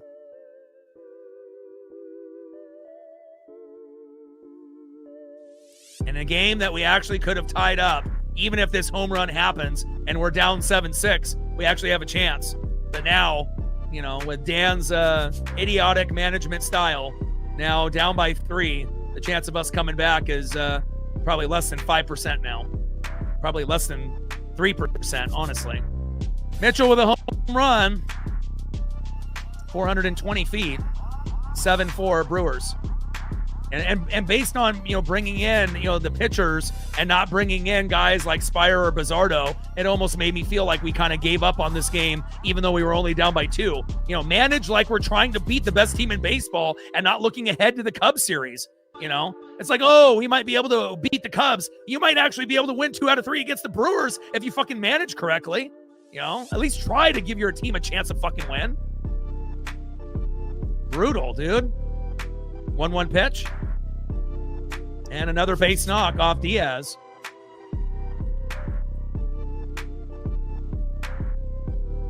I can't wait for the day Hollander, Dipoto, and Wilson are off this team. And obviously Hollander and Dipoto's jobs are secure. And the guy they're going to get rid of is Dan. But why don't we have anybody, there telling Dan no? That's what they need. If you're going to have a manager that incompetent, you need to have Edgar or, any of those other guys that are assistants. No, show the analytic chart. Look at the batting average. Look at what they've done recently, instead of just Dan getting, all the leverage on making these horrible decisions. Lara fouls that one off towards first base, 0-1 count.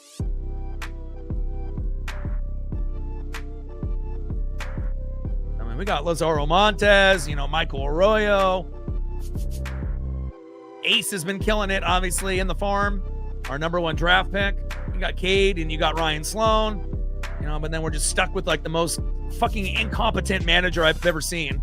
And I thought Scott was bad, but even Scott I don't think would have done what Dan did there. And now obviously they have a similar coaching style and they also have a similar body language and aura about them. Both soft, no emotion, the opposite of Lou Piniella, and that's just not going to get results with a team like the Mariners. 0-2 pitch popped up. Naylor going after it, and that is 2 away.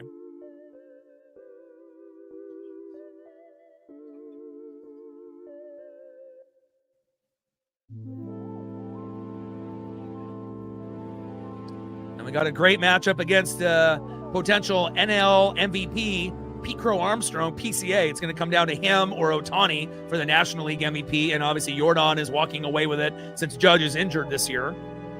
And I'm looking forward to hopefully beating up on the Cubs a little bit, but if we have Dan make dumb decisions like today, we might only win 1 game or none against the Cubs, and I'm hoping we can win 2 out of 3.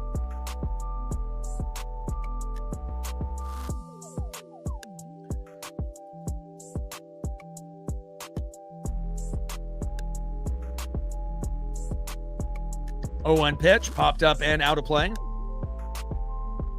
But that's why Hollander, Dipoto, and Wilson got to go. We need to get a new trifecta of people that can evaluate, talent in the draft, but more importantly, evaluate talent in the offseason and bring in guys that actually can help us win, and realize that Seattle is not an easy place to hit. It's like one of the hardest places to hit. So just because, you have a guy that has a special, knack of hitting against lefties like Rob in Boston. Doesn't mean that's going to, translate here in Seattle. And, just haven't seen too many guys lately that they've been able to get in the offseason that have been a good fit. Drafting, we're awesome at drafting, but offseason pickups, terrible. Little slow dribbler, throw to first, and that is out number 3. And all right, we need a miracle now. We need 3 runs to tie, 4 to win. And we got Randy Arozarena due up next, and we'll see what we can get here.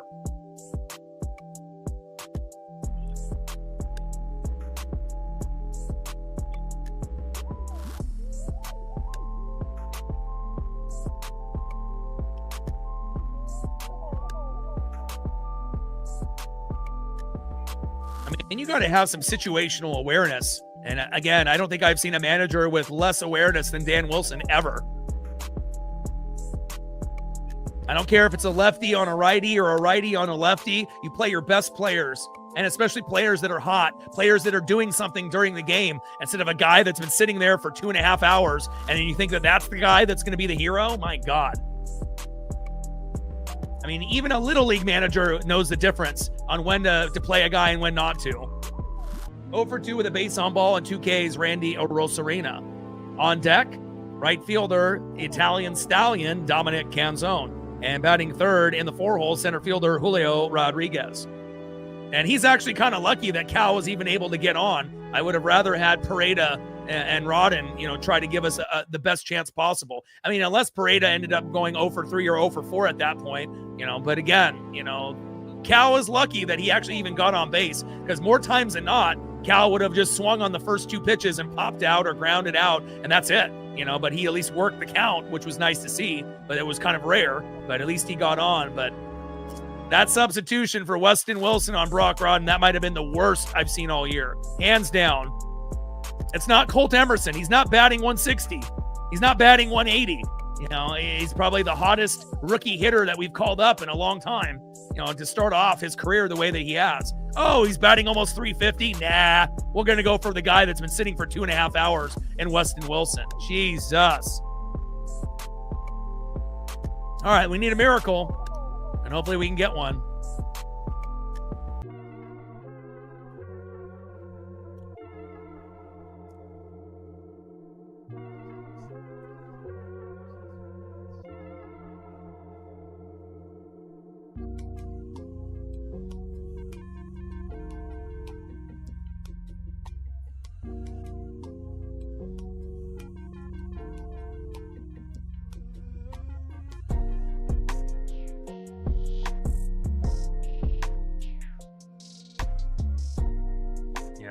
In critical moments in baseball games, I don't think I've seen a worse decision maker, than him. No lack of awareness whatsoever.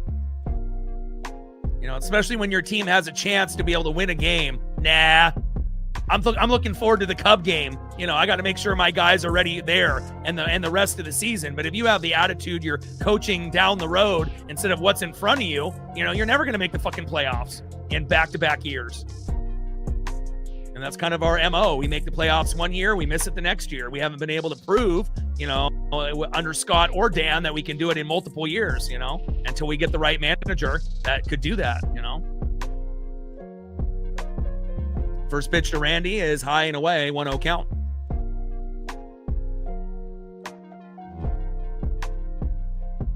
One 0 pitch, big swing and a miss. 1 ball and 1 strike with that 4-seam fastball right down the middle. Miguel on the mound, Arozarena in the box. Top of the 9th, 7-4 Brew Crew. 1-1 pitch, popped up and out of play. And obviously, if Kirby didn't put us into such a big hole, a 6-0 deficit, maybe we win this game. But I don't know. I'm just sick and tired of the decision making.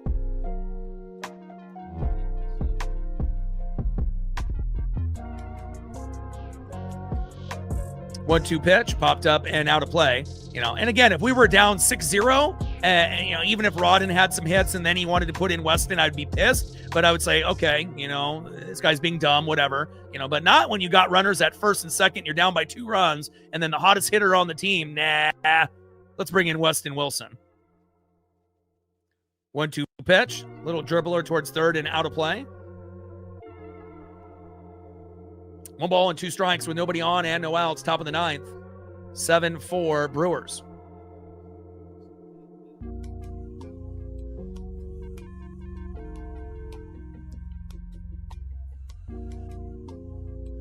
One-two pitch.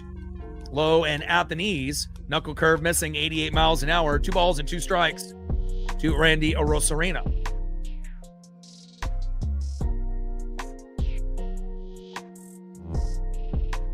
I mean, I can't be the only one that feels that he manages for the future, not what's in front of him.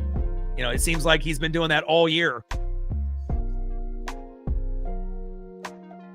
2-2 pitch, pop behind the plate and out of play. And I get it. You know, you need to try to manage your bullpen. You don't want guys to get burned out. You don't want guys to have Tommy John. You don't want guys to get hurt. You know, you need to manage innings. I get it.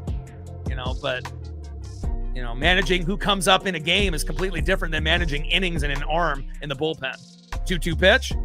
And Randy with a little blooper in center field and caught. And that is 1 up and 1 down.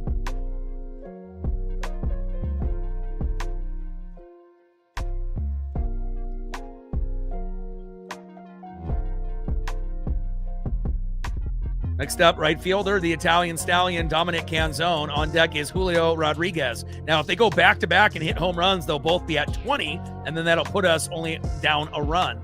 But what are the chances that Dom and Julio both homer? I mean, I guess that would be the most Mariner thing ever. We end up getting back-to-back homers, and then we end up getting 2 outs, and we lose 7-6, but you never know. You know, I've seen crazy shit happen, and hopefully Dom can get on with a base hit or a home run. Hopefully Julio as well. Both are at 19 homers on the season, and I would love to see them hit 20 today or in the very near future. 0-1 pitch. Big swing and a miss.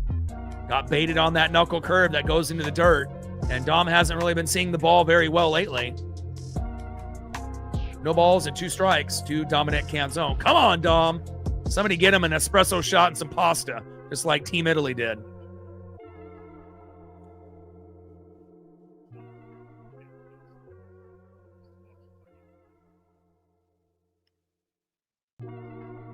Oh, 2 pitch. Little dribbler towards first base and out of play with that knuckle curve. Oh,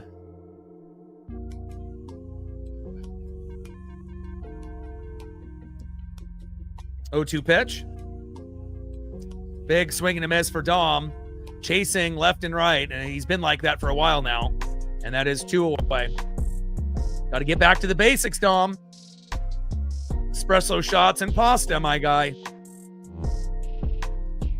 All right, last but not least, center fielder Julio Rodriguez. On deck is Josh Naylor. Can we get home run number 20 for Julio to at least get us 2 runs closer than where we are? Come on, Julio. And Julio on the first pitch. And Mitchell with the nice grab, and that is the ball game.